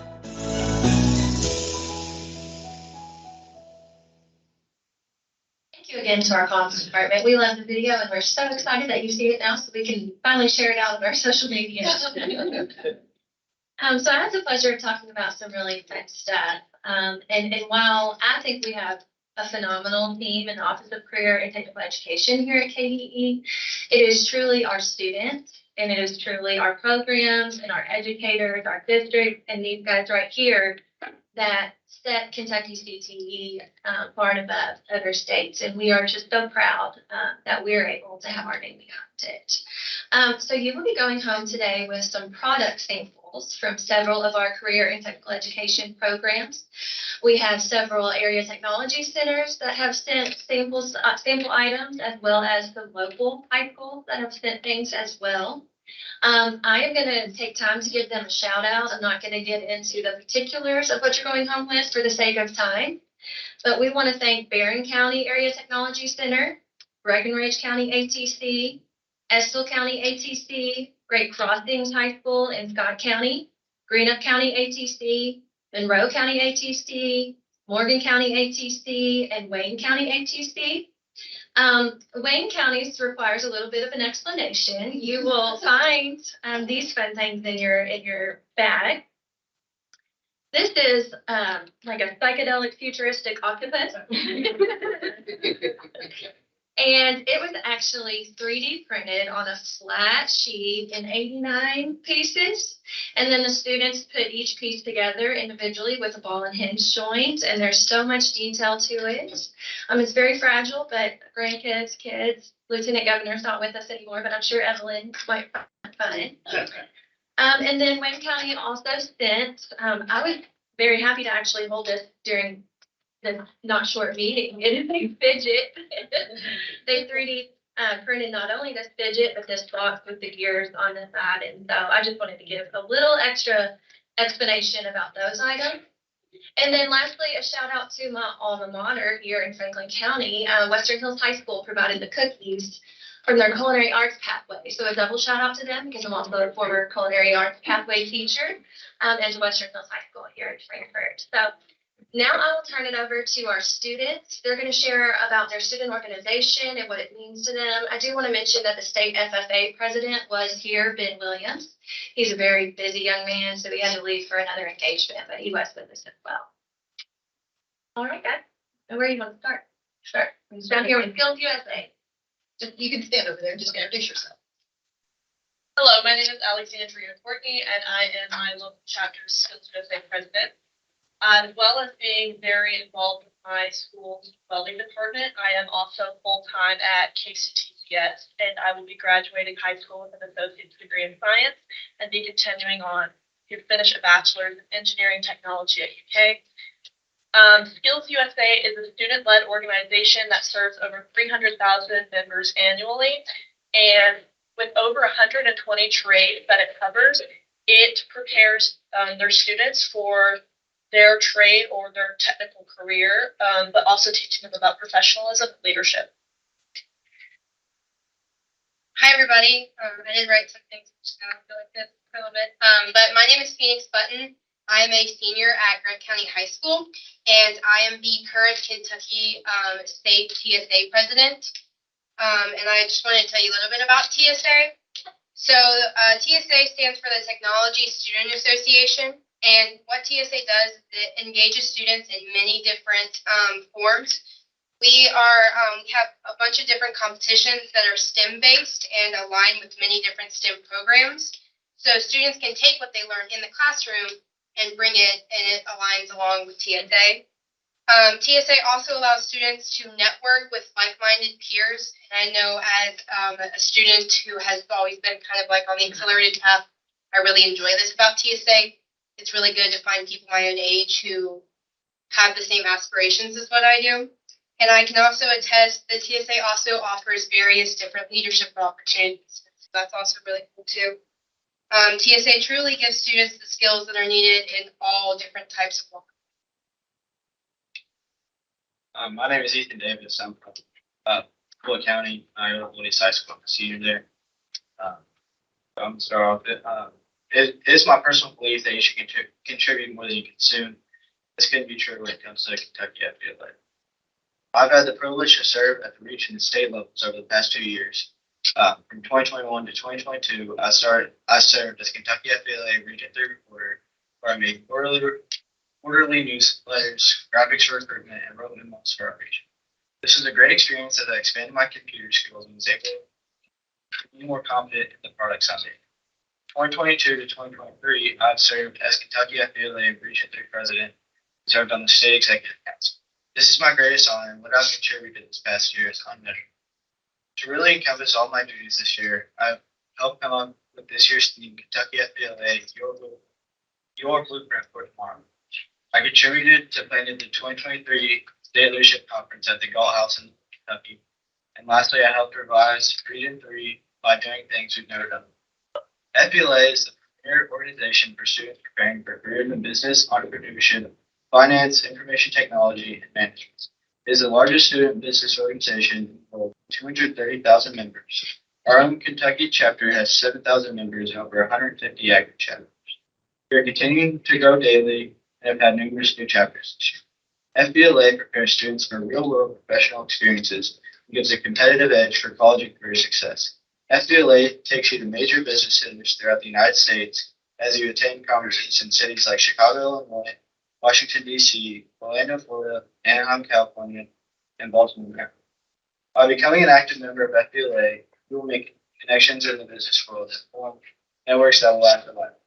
Darren Irby, the youngest vice president in the 120-year history of the Red Cross and FBLA and National Alumnus, said, as an FBLA member, I learned early on about the importance of helping.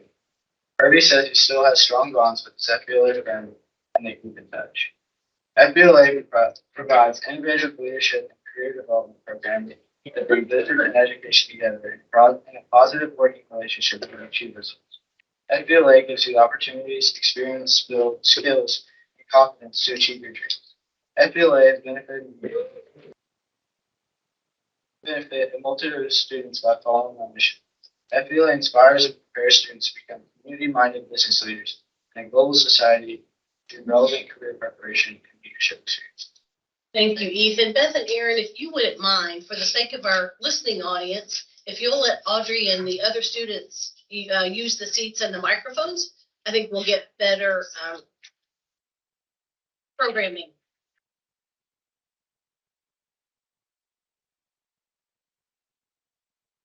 Megan had just requested that, so. Oh, one step ahead. Make it tonight. There we go. I'll start. I'm Audrey Gilbert. I've met several of you before. I'm an intern here at the department, but I'm also Kentucky's Educators Rising president. Educators Rising is for anyone and everyone interested in education, whether you want to go into administration, you want to contribute as a community member, you want to be a teacher in the future. It's for all students who have an interest in education, which of course you all are interested in. We have doubled our conference membership in the last year. We are really excited for our conference coming up on March 2nd at Bellarmine. If anybody wants to be a judge, just talk to me afterwards and we'll sign you up. Educators Rising has meant a lot to me because in my school, we don't have the pathway anymore. We're a little bit small to have the pathways, but we don't have a pathway anymore.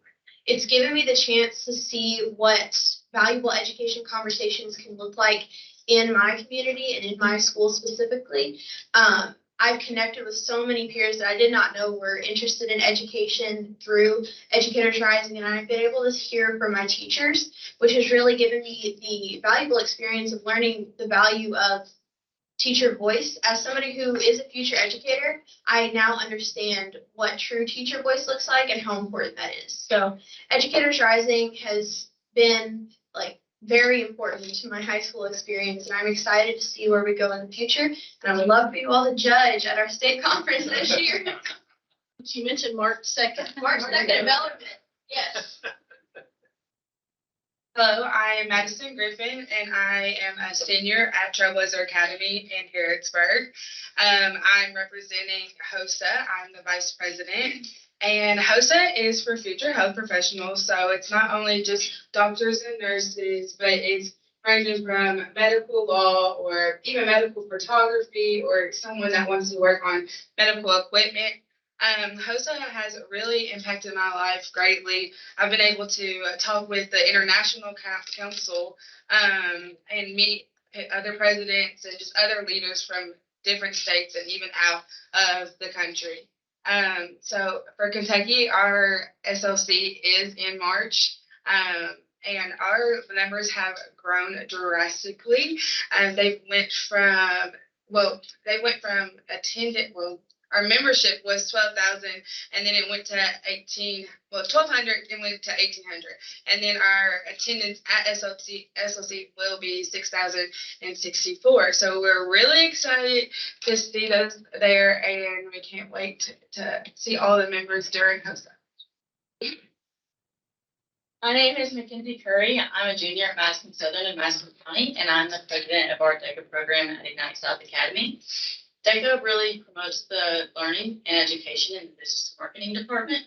And so we go through things with all of our students like finance, marketing, management, entrepreneurship, and hospitality. We just had our conferences this past weeks ago, and all of our students, they either had tests or projects that they had over their individual, whatever they picked that they wanted to work in. So as a whole, DECA just kind of ties in all the parts of business, and you can go into each specific factor that you want to for each, kind of just what you want to do with your life. And so each meeting that we have in DECA, we kind of touch base with all of our students and what they want to do and all the different categories that we have, and then kind of push it. So as the president, I want to go into marketing personally, but I learn all the aspects from all of my members, and I go through what they want to go through, and I like learn with them what they want to do. So DECA has 218,000 members across the world, and then we have over 3,600 chapters across the world. So for me, DECA personally, I use it in my real life work. I market for the Parks and Rec in my town in Richmond. And so I just kind of implement DECA into everything that I do in the real world and in school. I bet you're FCCLA. Yes, ma'am. Good afternoon, all of you. My name is Eva Kate Purvis, and I'm with FCCLA. I'm the Kentucky State President. So if you were unaware, FCCLA stands for Family, Career, and Community Leaders of America. So we are a CTSO focused on family and consumer sciences within the classroom. So those pathways including culinary, family and consumer sciences, and things like that. However, you all know that CTE education matters outside of the classroom. So FCCLA offers opportunities outside of the classroom, such as our upcoming state conference, March 21st and 24th at the Golf House. We offer competitive events in many categories where members can develop skills for life. We offer things such as job interview, public policy, things like that.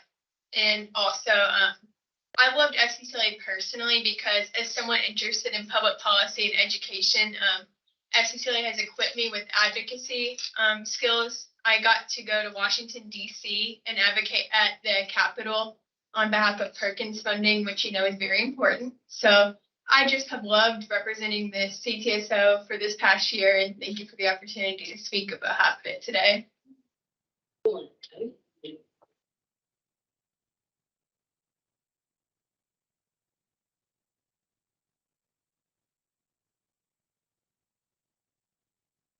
Dr. Ho, stayed away. Yeah, congratulations on all of you being here today and representing your different groups. As a former student, I was a DECA member and I was a DECA advisor.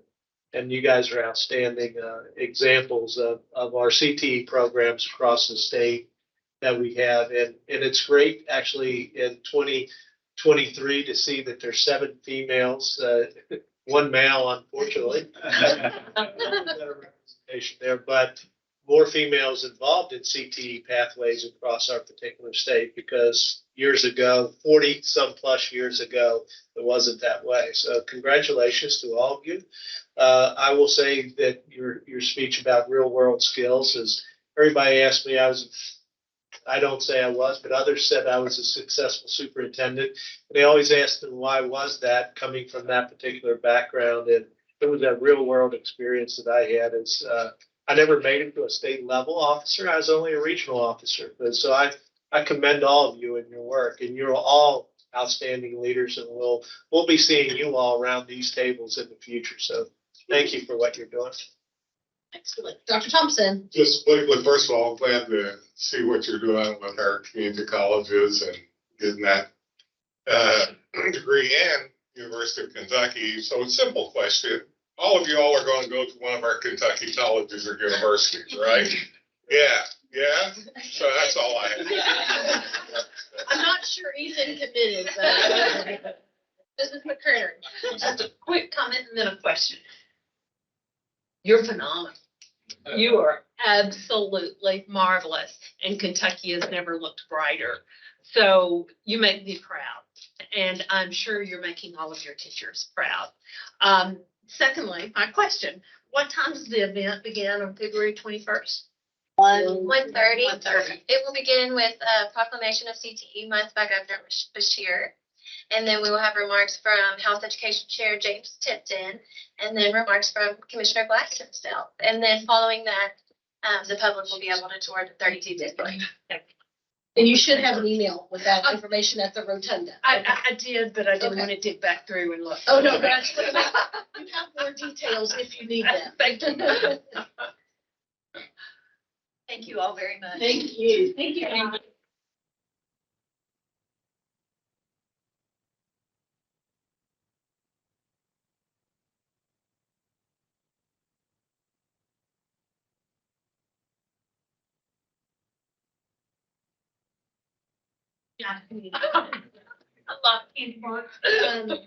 We are, the next item on our agenda, we have a moment where we are in the presence of royalty. The Kentucky Teacher of the Year, Mandy's like, what?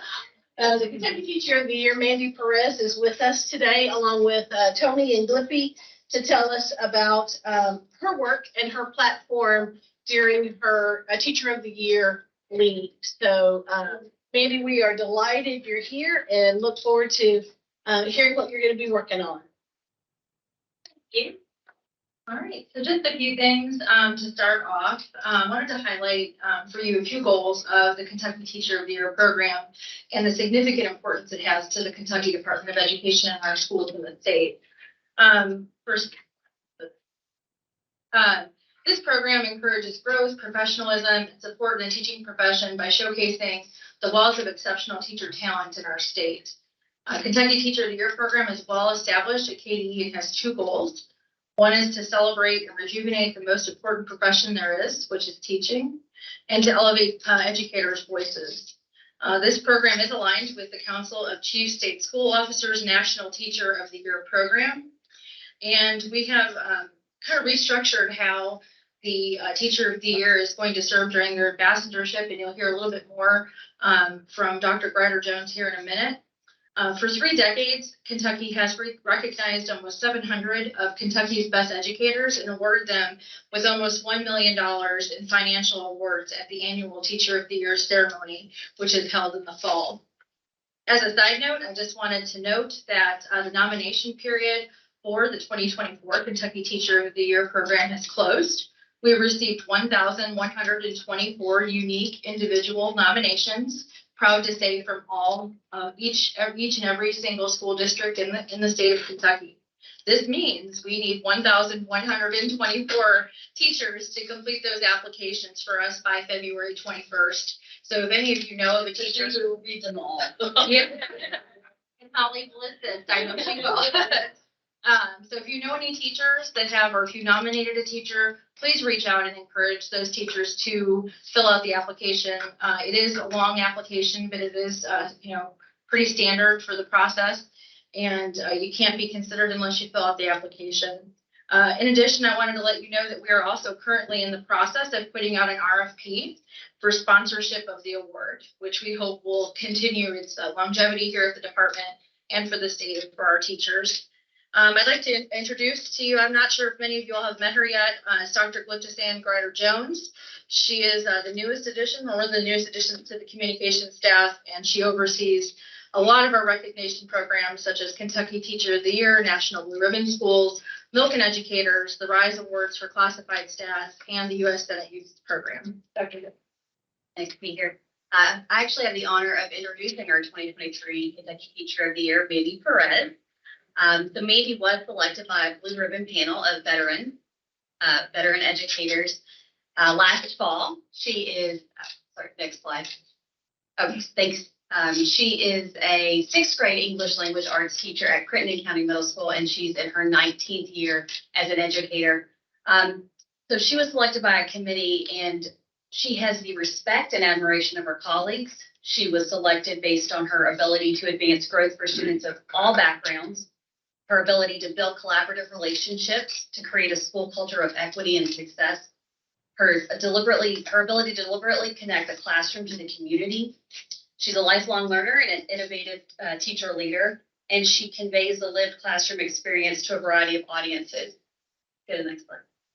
And we've been privileged for the last month to have Mandy on board here at KBE. She stepped out of the classroom for a 6-month ambassadorship, so she's working here at KBE, meeting with KBE leaders to find out more about resources and to offer her input as a frontline teacher about resources and programs. And so she's about 5 weeks in and learning more about opportunities to further her goal of creating enthusiasm for reading that expands beyond the classroom wall.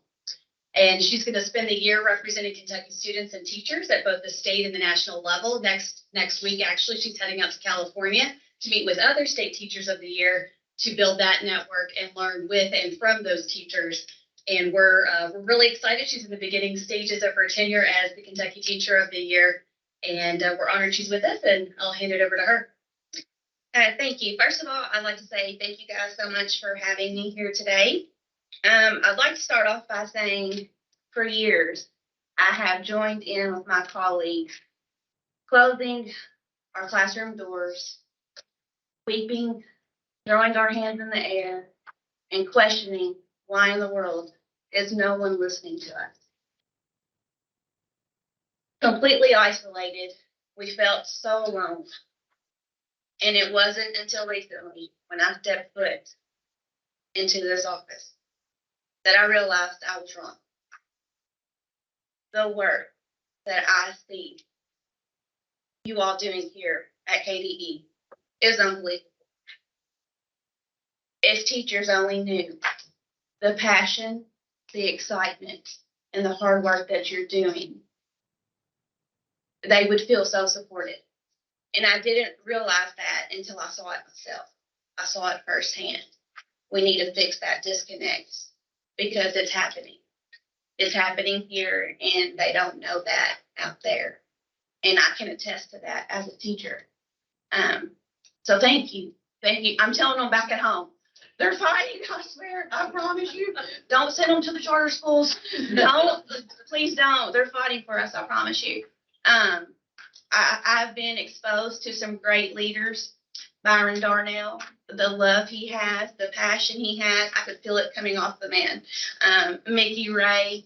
I met with Kelly Foster today. Damian Sweeney. I almost gave up my title as Teacher of the Year to join his team. They were just so passionate about what they were doing in the work and the initiatives with what they were working on that it's inspiring.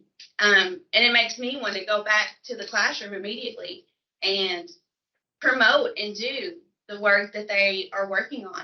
I have been given opportunities that I would have only been able to dream of. So I am blessed to be in this position, and I embrace every single moment and opportunity that I'm given right now. I wish that every teacher had the opportunity. Can we make that happen? Like every teacher in the state of Kentucky needs to come and observe and see what you guys are doing because it's amazing. I applaud the work that's happening here at KBE. I do have a platform and initiative that I'm trying to muddle through, trying to make happen. I'm trying to, please remember when I go through this, I'm from Western Kentucky, far Western Kentucky. I actually presented this idea to the Commissioner's Student Advisory Council, which was a great idea, let me just say, because these students, although they had me questioning what I've done in life, but because they're wonderful children. Well, I mean, they're young adults, but I mean, their resumes and their accomplishments in life were amazing.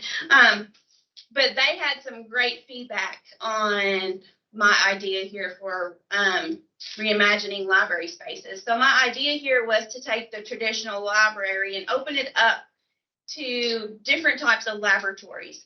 The first one being a social and emotional learning lab. Have a space in the library where kids can take a time out and maybe work on some stress relief, some mindfulness, create a vision board. I had a colleague call me this past weekend actually and say, have you heard about vision boards? I think I want to make one. That's a good idea for New Year's. Have you seen these things? And I was like, I put up a platform agenda. And she was like, oh, you're kidding me. I was like, no, they're pretty cool. You get magazines and cut out these letters. And she was like, oh my God. Yeah, so anyways, the fact that I had a colleague call me about that, I was like, oh my gosh, I'm doing something right. Yay, vision boards. But yoga, exercise, acts of kindness, to me, social and emotional learning. If you're in the classroom, you know that's a number one. Kids right now struggle greatly, and they don't care a bit about that content if they've got something going on at home. So to me, that's a big priority. Reading Incentive Lab. I mentioned this to the Student Advisory Club or Council. Book it talent. That's how I got this started. Read the personal fan pizzas. Reading books, promoting promotional events, getting the community involved, getting your businesses to work with the schools. offering book tastings, having authors come visit, doing anything you can to entice your children to want to read. The next two sections are going to be sections I know that are going to involve funds. And I know funds is I have to talk a good game to get the funds for these types of things. A makerspace with STEM lab, an opportunity for students to come in and work, on using a vinyl printer. I saw where some schools even have Cricuts, and students are, using Cricuts to make different types of craft, the laser engraver. I know the students on the council were talking about their schools already offer this type of stuff. So it'd be interesting to maybe go visit some of these schools. And if you guys know of any schools that have these things in place already, it'd be nice to hear your suggestions or feedback. So maybe I could go visit or speak with someone in contact, so I could learn some more about how I can make this a possibility for me and communities throughout Kentucky. And then the digital media communications lab, a place where kids can go and practice, using the green screen filming, creating comics, stop motions, podcasts. Podcasts are huge, I know, for children. So anyway, that is my pathway for my platform. Thank you. Questions for Mandy or for myself or Dr. Greg Jones? Please. I was honored to be at the Capitol when you were named Teacher of the Year, and you're just so humble. And Don't make me cry. I've done so well. I'm not crying today. but you gave credit to the people you worked with, your teachers, and just like you're talking about the people here at the Department of Education. But again, when they named you as Teacher of the Year after I heard everything about you, you acted so surprised. But I was thinking, what an outstanding choice. And so congratulations. Thank you. Thank you. Holly, yes, I just want to say, I know Mandy from Western Kentucky too. And she not only looks good on paper, but I actually had the opportunity to go and watch her teach a reading lesson one time, and like a little coaching visit. And I found those notes the other day, and I was really impressed again, just reading through the notes that I've made. And I have your email saved. Oh. I actually printed it off because it was from Holly Bloodworth. Yeah, I felt like it's nice to know that you can back up your good credentials with really great teaching. Thank you. So congratulations. Thank you so much. And Ms. McCrary, just real quickly, again, congratulations. I just want to say to you, enjoy every moment. It's a life-changing event to be named the Kentucky Teacher of the Year, and you're going to experience some of the most wonderful things. So just relish it, enjoy every moment, and then go out and change the world. Thank you. And if you haven't heard from them about their Teacher of the Year stories, you should. We have a really good one of Mrs. McCrary and the governor.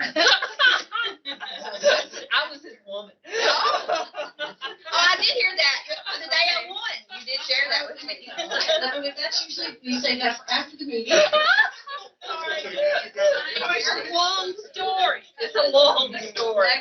Thank you so much. Yeah, glad you're here and enjoy your sabbatical time. We can't wait to watch you more. Thank you. And we look back, Mandy will be back here in a couple of months, summer months, probably June meeting, to kind of update you on things that she's been able to do for the first 6 months. So really appreciate your time today, and thank you for your support of the program. Excellent. And I didn't see that Miss Dolly wanted to make a comment. The last thing, after we got this presentation at the student advisor meeting, we all went to lunch, and entire lunch we were talking about how much we loved you. We exchanged a whole bunch of texts, and on Twitter we were talking about how great you were, and I just loved hearing your stories then, and then seeing this now is even better. So thank you for everything. I almost made it, Jane. I know. Thank you. Thank you. That's the best phrase. All right, excellent. Thank you. Thank you.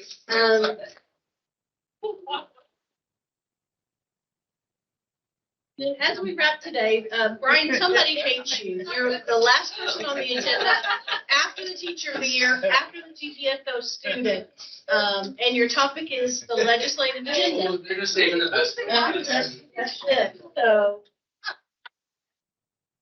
The man who needs no introduction.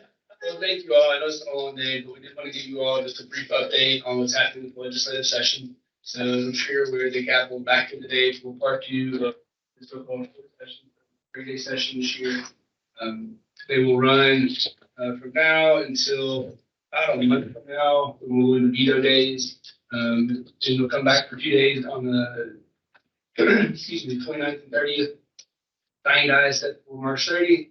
And we'll go right into a budget session shortly after that. So it never ends, right?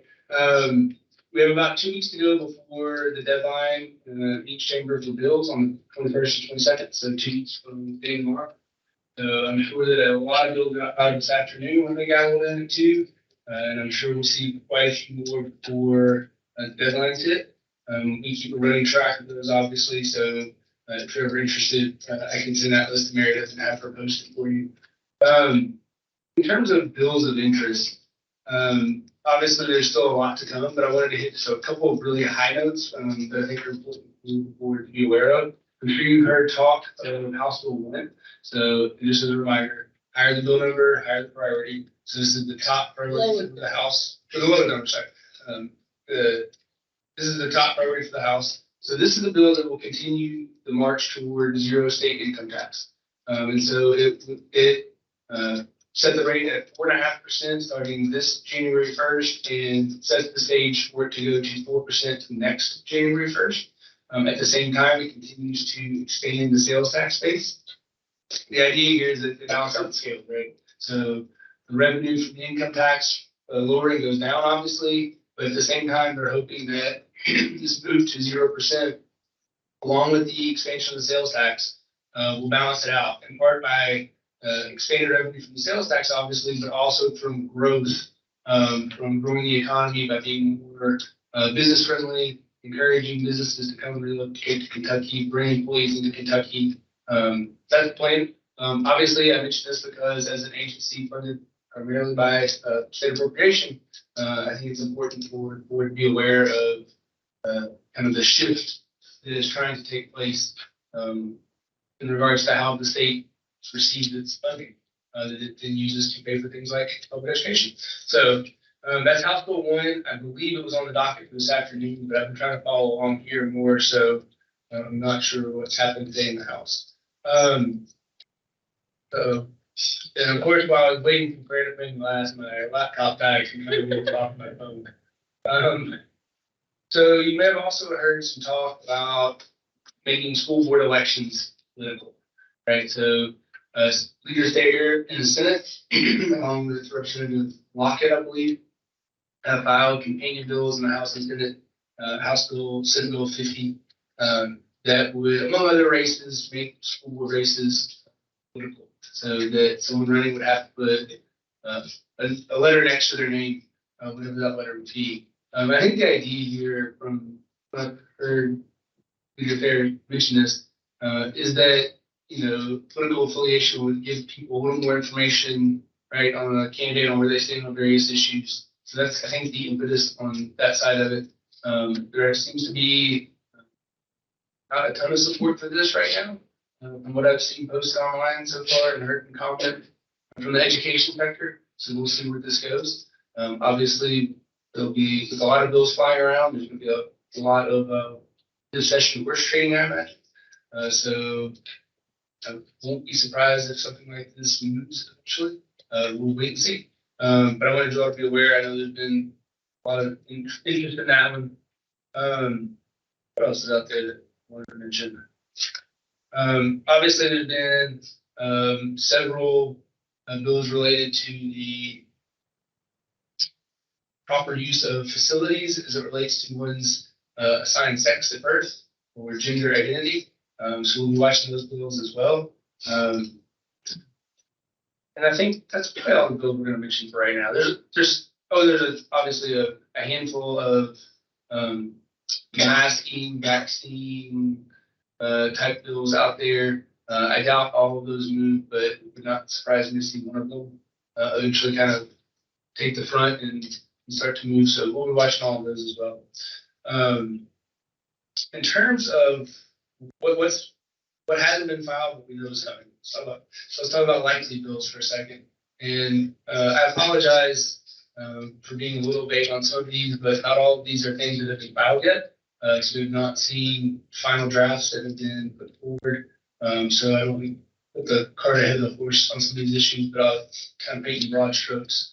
So first, I want to thank some of our new leadership in both chambers for involving us in these conversations over the past month or two. So with that said, we have teacher recruitment and retention. If you happen to see the commissioner this morning, he presented to Chair Tipton's House Education Committee on this topic, one of a number of presenters. And so this, I think, is going to continue to be a topic of conversation for General Assembly. As the commissioner noted this morning, it took a long time to get to the point we're in, and it's going to take a while to get out of it. So it's not going to be any type of silver bullet quick fix. It will be, I think, a series of smaller steps over the course of the next few sessions. So I think we're hoping to take the first few steps this session.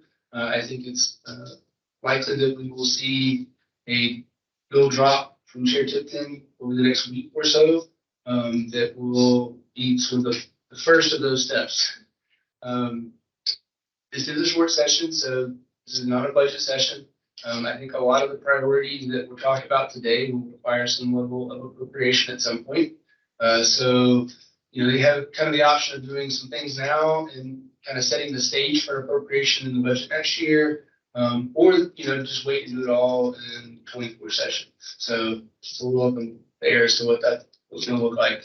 But we'll see some movement, I think, on teacher recruitment and retention.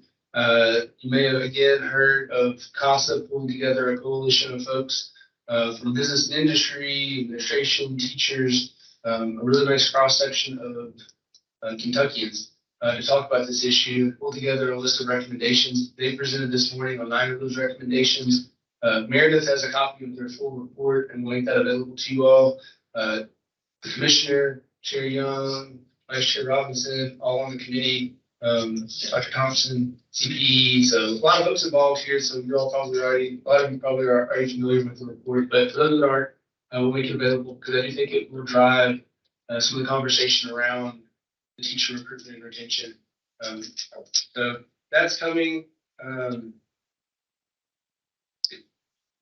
Parental rights. I'm sure you've heard lots of mention of parental rights today. We heard quite a bit about it this morning in the committee.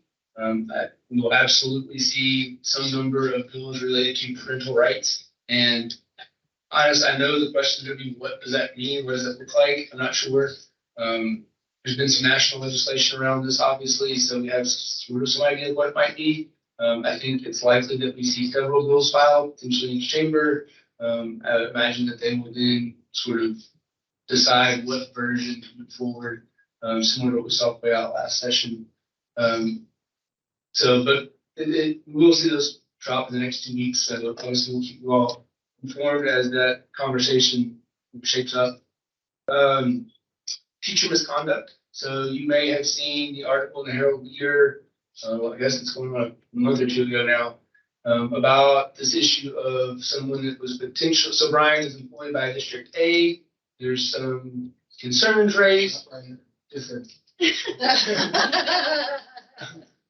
And so there's concerns raised. There's maybe an investigation started, but the person leaves the district, gets employed somewhere else, and is able to sort of evade those questions or concerns. And so the misconduct continues somewhere else. So we proactively reached out and put forward a draft for them to consider, and I'm hoping that we will see some version of that get filed this session.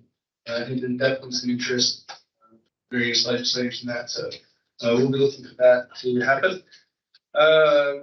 Another returning item, you may recall more than a few sessions ago now, FAFSA as a graduation requirement was put forward. There's been several conversations in the years since then, in the sessions since then, about what that might look like.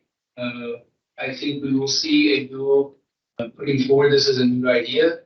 I think the difference this time will be that there will be a waiver option. So students will be able to opt out essentially of the FAFSA completion. But this has been a high priority for a number of folks, both in the assembly and higher education and some other institutions. So yeah, I think we'll see that get filed in the next 2 weeks as well. I think those are really kind of the big overarching bills that I wanted to use my 5 minutes for. So I'm happy to take any questions. And I did mention we're going to roll straight to a budget session, so get ready for that. After March, we'll have a month or so off before things really start to get ready for the interim. And then starting in June, we'll be right in the middle of it again. So, I forgot, it's an election year. So I wanted to mention, just in case you're in these districts, you're going to have a special election, 2 state senate elections. One to fill the seat formerly held by Morgan McGarvey in Louisville, the other by Ralph Alvarado in the Winchester area. So if you're in either of those districts, please pay attention and get out and vote. Then we've got the primary on May 16th and general on November 7th. So all the constitutional officers, including the governor. So get ready for some lovely campaign ads. They've already started, but we'll see a lot more as we move forward. Got questions, comments, returns? I think they're here in House Bill 1 tomorrow in committee. Yeah. Oh, I'm saying they're going to hear House Bill 1 tomorrow in committee. And so House Bill 1 passed out of the House before they adjourned in part 1 the first week. So the Senate's going to take it up now. Well, what questions might you have for Brian? Perfect update. That's one of the benefits. We just thought you was good, but you're great. All right. Thank you all. If you have any questions during the session, please feel free to reach out. If you're over in Frankfurt during the session, please feel free to let me know. Happy to meet with you. All right, and board members, thank you so much for a substantive conversation, or many substantive conversations this afternoon and for the first half of our meeting. We will adjourn for today, and then we don't formally adjourn. We do. Do we have a motion for adjournment? I put my notes away too quickly. Thank you, Mr. Trimble. Do we have a second? Second. Thank you, Ms. Bloodworth. All those in favor, please respond by saying aye. Aye. Opposed, no. We'll see you in the morning. Start here again at 9 a.m. Thank you.